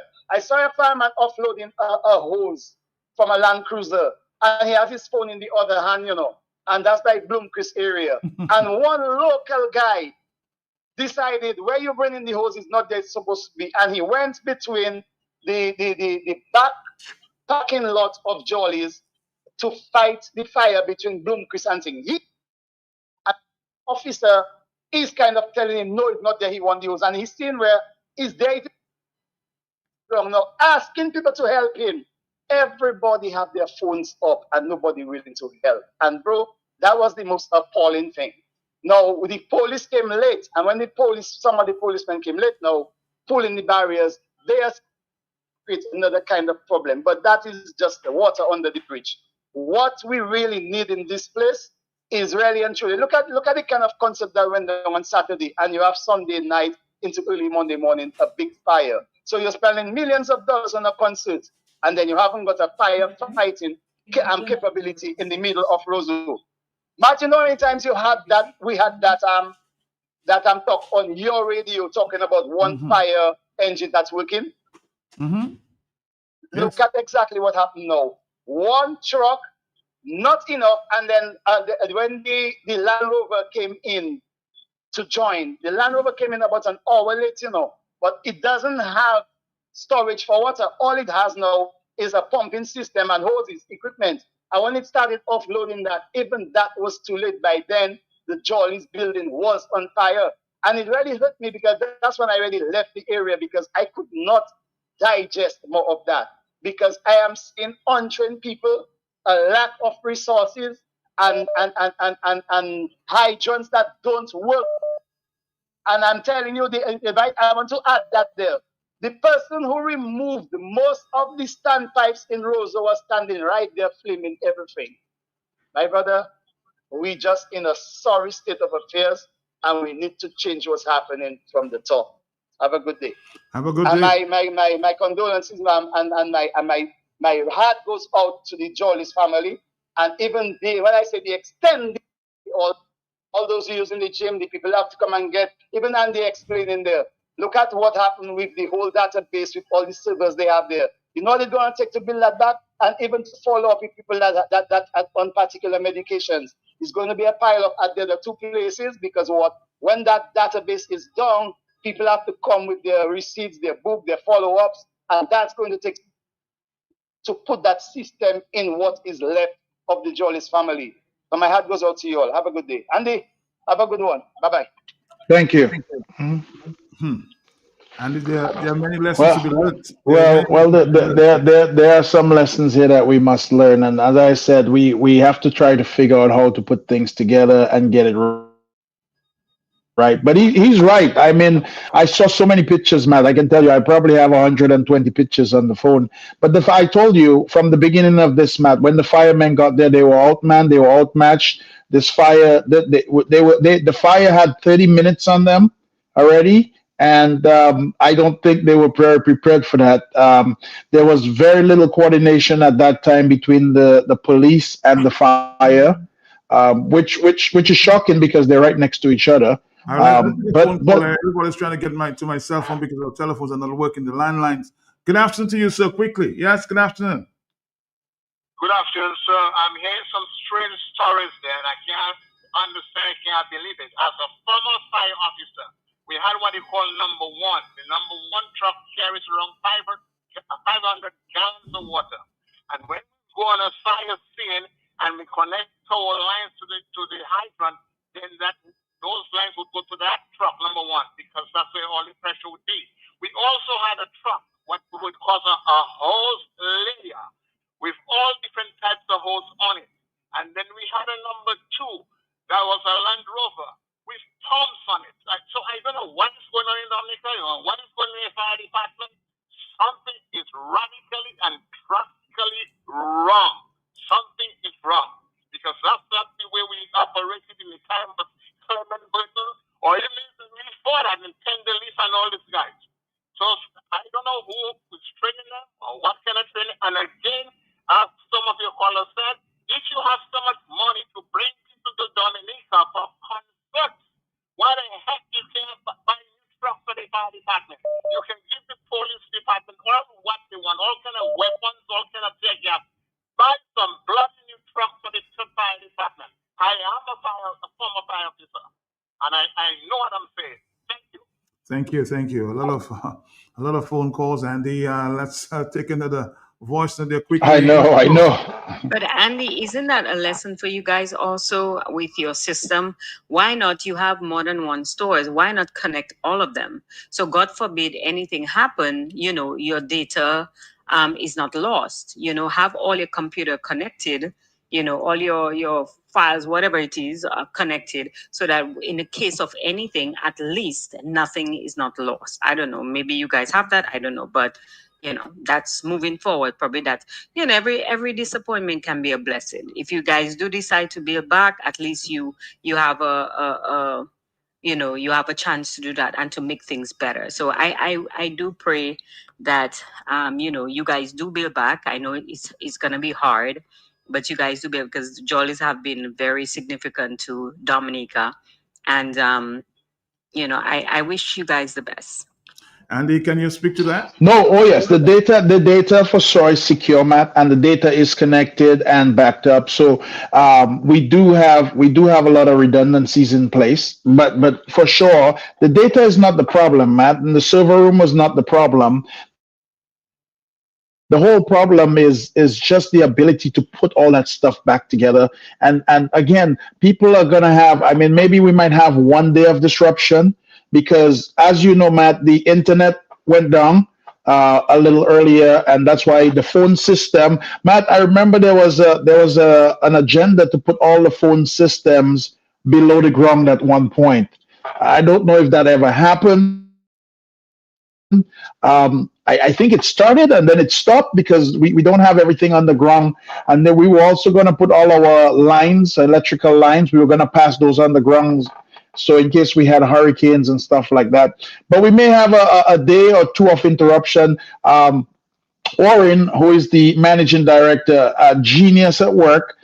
This guy is very, very skilled. He'll have everything in terms of the computers up and running in no time. It will take some time, Matt, like I said, to repair that place because keep in mind, Matt, a lot of chemicals. I mean, when I'm telling you, you don't understand. You burn down $2 million and not 2 million EC, 2 million US dollars worth of drugs like that. And those drugs have all sorts of chemicals in them. You're going to have stuff all over the place. So people have to understand that the cleanup part of it as well is going to be something that has to be. But we'll be back up and running. We've already contacted most of our suppliers to get more product into the country. But Matt, you have to understand while all that's happening, somebody has to fund that, and we have to put the money to the table. It's not like the government walked in today and said, hey guys, we understand that you guys are necessity, so whatever you bring in is going to be duty free, or whatever you bring in, don't worry about it, just bring it in and get it here as quick as possible. But we appreciate everybody understanding that for the next problem. I did hear, as I said, I did hear the Prime Minister saying this morning there that he'll help in the recovery effort. So maybe that's on the table. Maybe it is. Maybe, like I said, maybe it is. Can you hear me? I'm hearing you, but before you move on, let's take a voice note. Let's take this one because we don't have too much time. Mr. Jollies, as well as all Dominicans. Yes. Mr. Jollies, I am very saddened at that fire in Roseau that destroyed the old Jollies pharmacy, as well as the other businesses. I sympathize with you and the other businesses, as well as the employees who have lost significantly. And what I would say is that this is not just a liability for the businesses, because as we know, and as Mr. Jolly said, that there are things that the insurance companies don't cover. And he is right about that, because when you do an inventory and when you insure a building, it is based on the value, on the book value, what you have on the books. It is not really based on the projected value to replace that property or to replace your stock. And so the client is always not going to recover 100%. And that too, with all those fires, is a major catastrophe for the insurance companies as well, because they must pay all the claims. And, we saw with Hurricane Maria what happened to the only local insurance company we had in Dominica, FDIC. They were not being able to pay out their claims, and as a result, they went under. So the liability is all around, and it's a very unfortunate situation. Matt, it's very interesting that Mr. Jolly spoke about how long it took the fire truck to get to the area. That has always been from as long as I can remember. I remember many years ago when there was a fire at Astafans right there in the back door of the fires. Mm-hmm. Are we there? I don't know if we lost that. Let's go ahead. Service, the fire headquarters. You know how long it took them to get there? And man, I just don't know what to make of that. But again, we have no emergency lanes for those emergency vehicles. And we have been hearing about a new Roseau only in promises, a new Roseau for many years. That is why, the government has to follow up on their promises for development of the city in Roseau, so that when the city is done, there will be sprinklers, there will be emergency lanes, for emergency vehicles to get to wherever they have to get to in a timely fashion. But no, that seemed not to be the priority of government. The priority of government seems to be a lavish waste on CO, on all other things except what is going to be beneficial for the country. The government seems to be only working for themselves and not the country and its people. And I hope, they take stock of that. What happened in Roseau, that major fire, that catastrophic fire. I hope they're taking stock of that and to do the things or implement the necessary things, maybe through the planning division or what have you, so that we can avoid some of the major liabilities to that. And Mr. Jolie said that there's some things that the insurance is not going to replace, and he is right on that. And not only not the sentimental part of the thing that they're going to replace, they're not going to replace that. But when an appraisal is done, when you insure the property, your property, and you insure your stocks at the time is insured at the value at which you bought it, and the property is insured based on the book value at the time. But when there is a catastrophe like what happened there, then how are they going to pay? They're going to be paid based on the value your stocks were insured for, and not on the current market value. If you had old stocks and stocks in your storeroom, and let's say you spent like $50,000 on stocks, then those are very stocks today. Depending on the time you have those stocks, the very stocks today, you might well need about $60,000 to $70,000 to replace those same stocks, because in the land of tariffs and everything, everything has gone up. It is going to cost more to replace your stocks than what you actually spent and what you actually covered them for. So that is just my little 2 cents, Matt. And just to add, I am hoping that the businesses will recover and rebuild, and persons will be able to go back to work. And that's just my that's my take for today. Thank you. All right, so good afternoon to you, Maslin. I'm saying good afternoon. I had the report that this young lady, the owner of this restaurant, not feeling too well, may have been taken to the hospital. I wish you speedy recovery, huh? Just know the kind of pressures you're under at this time. Miss Prosper, hold tight, stay strong. Let's take one or two more phone calls before we allow Mr. Andy Jolly to wrap up here. Hello, talk to me. Yes, quickly, please. Hello. Yes, hello. Nurse Rampo. Hi, nurse. Mr. Andy Jolly, I feel your pain. I feel what is going on. I am really hurt with what went on at all your the place where you sell all your drugs. Mr. Andy, I work up to 68 years. When I go to the hospital, I cannot get my medicine there. I have to go to Fokole by that Giddens girl, very good worker, would get my medicine for me. If it even come too late, I cannot get it. She would send for me, and then you pay a little something on it. And I'm very happy for her. I feel a little pain. I don't know how you're going to fix that up here, because it's a lot there today. But Mr. Jolly, God will take care of all you. And I just wish you all would fix up something, because hospitals haven't got a lot of the drugs, and you all have it. And we need the medicine for all of us. I myself am going down for college to get all of my little drugs, so I myself need it. Mr. Andrew Jolly, try your little best. God will work out something for you all. But I know you all had a big loss. but God will take care of you. You all, I love you all. Mr. Jolly, you all have been helping Dominican. You all been really going out of all your way. Continue to bless and to help us because we need that help. Hospital, I am there 60 days, I can't get no medicine. When I go, I can't get this, I cannot get this, I can't get that.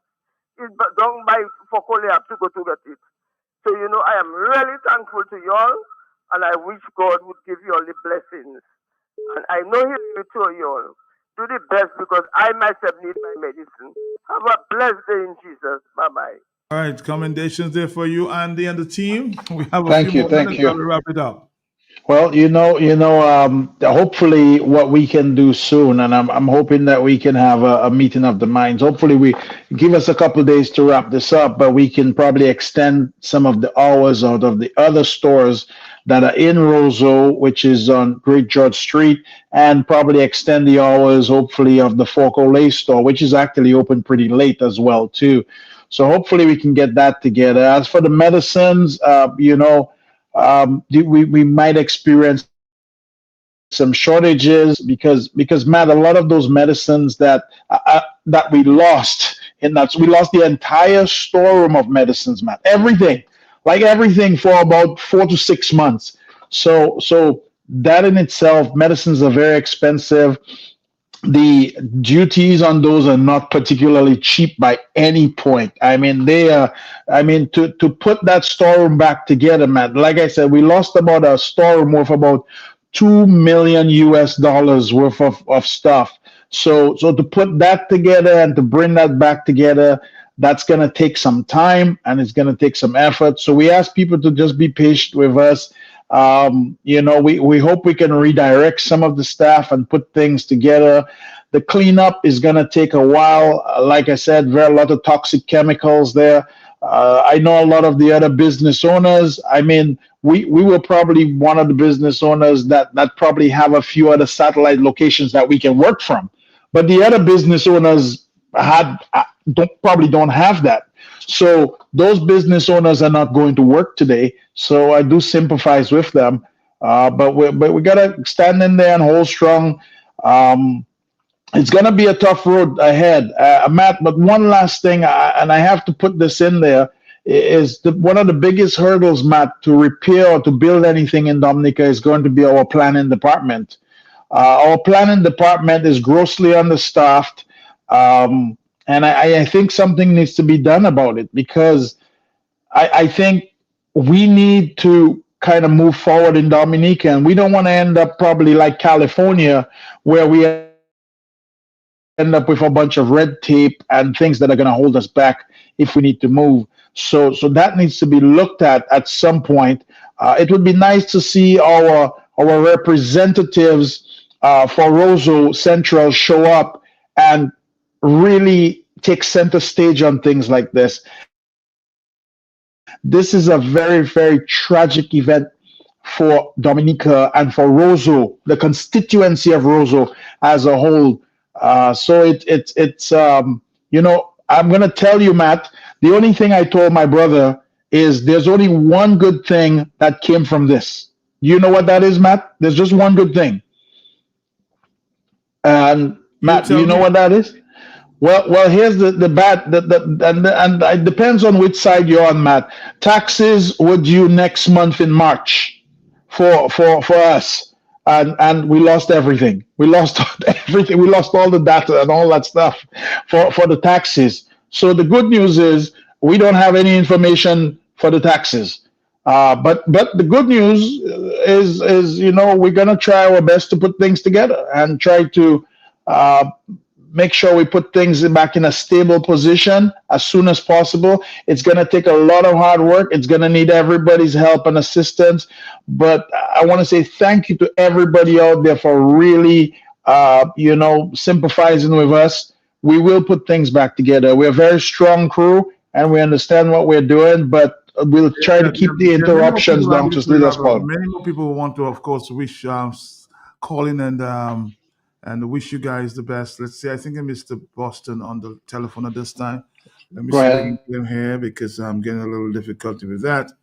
Let's see. Also, give me a call back. We'll try to hook you up there because we can't. Our telephone lines, landlines are not working. So, but if you want at this time, call. I'm going to give you 5 more minutes. Okay. Call the number 6164257. That's the only line working at this time. 6164257. So we can drop because I'm not getting the connection there on my cell phone at this time. So you can well understand. Everybody's trying to call in at this time. You know, to say Matt, thank and you. several But for several some reason, I'm not several connecting. And I'm very disappointed about that. Well, the phone is yeah. giving me some issues here. So give me a call, 449-3095. Tomorrow we'll, of course, explore the issue as to why the doctor himself has not been given bail. Talk to a top lawyer about that. Hello, talk to me on the telephone, yes? Yes, Matt. Good afternoon. For the longest while I've been trying. Good afternoon, Mr. Andy. Mr. Andy, I'm very saddened for what happened to you all. Very. And my name is Lucille. You sure you know that name? And I can tell you only my wardrobe that is not in Jolly Pharmacy. That is to show you how much that's where I stay in gym. All of them can tell you. Because we have a big hospital that has no medication in it. And that is where I have to buy all my medication with my little social security money. I worked 29 years in hospital. We never miss medication in hospital. And today, we have a pharmacy that has nothing. So I'm sorry to see what happened. Try and keep up our little pharmacy for us. Please. Because that's what a lot of us are like. Thank you. God bless you. All right, thank you too. Thank you. The United Progressive Party, the UPP, is under the leadership of Joshua Francis. Says we express its profound sorrow and heartfelt sympathies to the Jolly Pharmacy on the occasion of that they are going through at this time, and also the other business owners who've been affected by this. It's a long press release, but I'm just getting to the core of that. So they're basically saying the tragic event has resulted in significant loss, homes and destroyed, businesses reduced to ashes, and livelihoods disrupted. To those who are now facing the painful task of rebuilding, we want to say, of course, you're not alone. Our thoughts and prayers are with you at this time, and this, of course, extremely difficult time. That's from Mr. UPP, of course, the United Progressive Party, led by Joshua Francis. So it's sympathies to you, Andy, and of course, the team of the UPP. Thank you. Yeah, so a lot of people are just sending messages of sympathies, and Yeah. just asking you to hold strong. Well, we definitely will. It's something. Matt, keep in mind, my only issue of this is we were collateral damage in this entire thing, and if we had the right equipment, I think if we had the right people, if we had things set in place and more organized a little bit better, I think we could have done better, and a lot could have been spared. But again, lessons learned. We need to do better. We need to focus. We do not need to forget this. I need everybody out there to know this is not something that we should forget. When I come on Matt's show and I tell people about these and I show them the main points, I want them to remember that these are learning points and these are improvement points in our life, and we should not miss them. We should take every opportunity to grow and to get better and move on from there. Hello, talk to me on the telephone. Wow. Hello, yes. It's a very difficult. Hello, Matt. Good afternoon. Good afternoon to you, yes. To you and Mr. Jolly. Mr. Jolly, sorry for your loss and all the other business people, the people who lose their jobs. Man, I listen to your program all the time, and sometimes when Mr. Jolly is on, I listen to. It's just like so sad. As if everything in Dominica upside down and back to front. Emergency is not a concern. I was looking at a video and I saw a fireman coming from a vehicle, and that's when he's dressing on the road. I'm like, what the heck is going on? You have an emergency, you should always be prepared, be on call, because you just don't know when. I have my house. I live in the U.S. I see things differently. I have my house in Dominica and they want to get a fire extinguisher for my house, and it's like taking off stick with people and a kid. I don't know if I bring one in, if they're going to give me any trouble, but those are things you get, you just go and buy and you have at your home.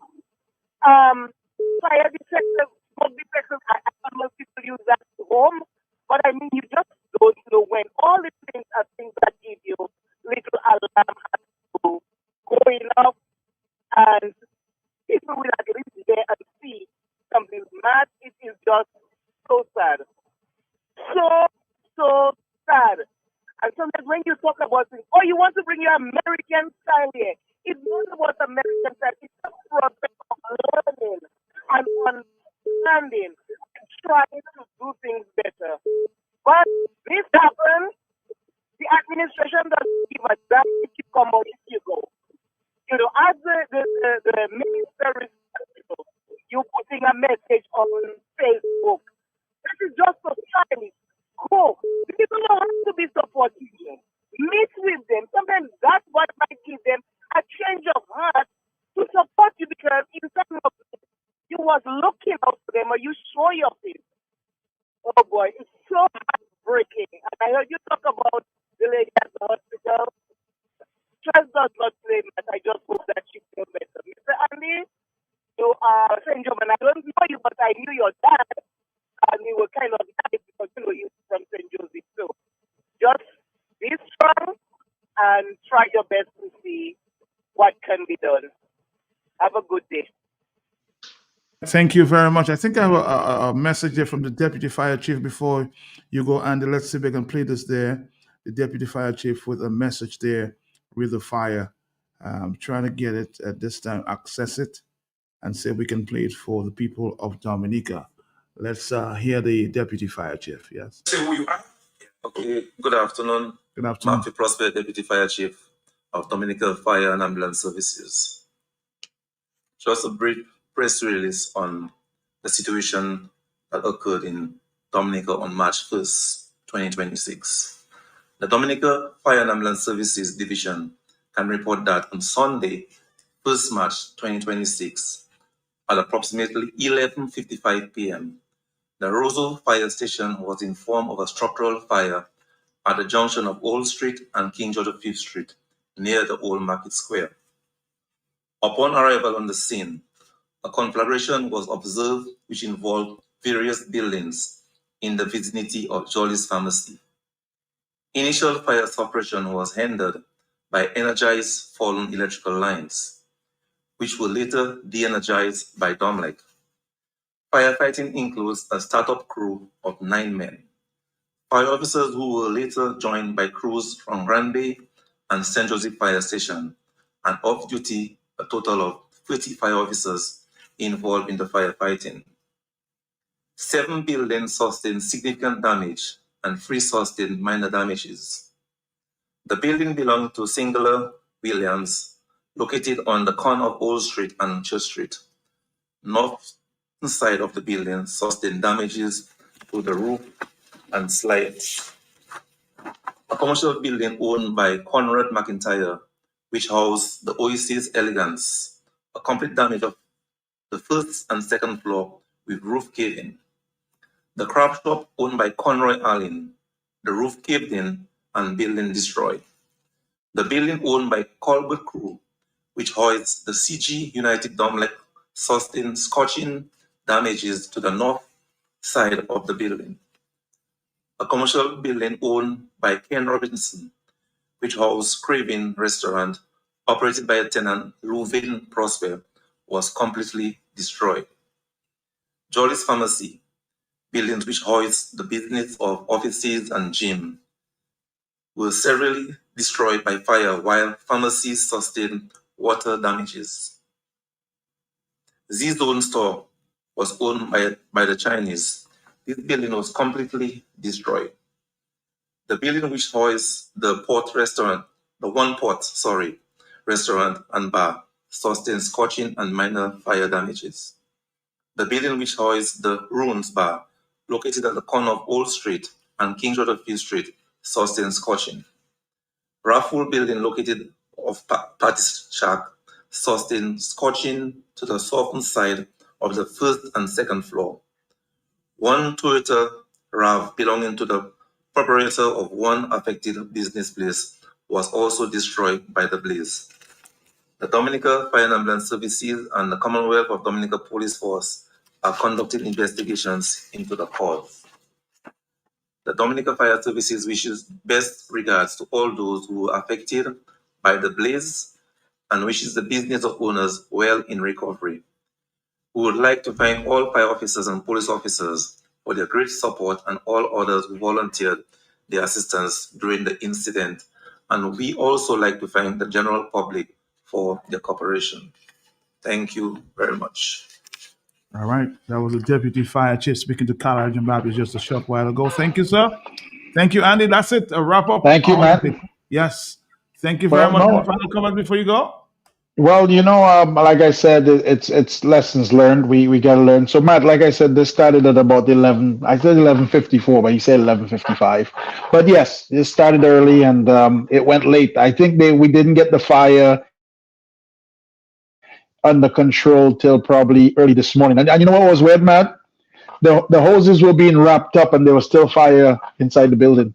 And like people had to call back and say, hey, there's still smoke coming from in here. But we just probably have to look for some better training. I think we need to look at some better equipment. We need to make some better choices as to our emergency services.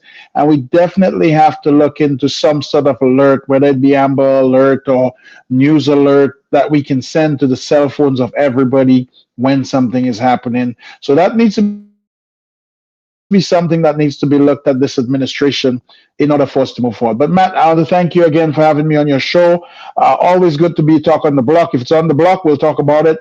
So appreciate your time with you. It's always a pleasure. Andy, thank you very much. Again, good morning or good afternoon to the folks there at Jolly's Pharmacy and all the other businesses, of course, affected by this big fire. Thank you. Thank you. Thank you. Thank you. Thank you. Last year, air arrivals increased by 14%, while sea arrivals grew by 11%. The tourism minister.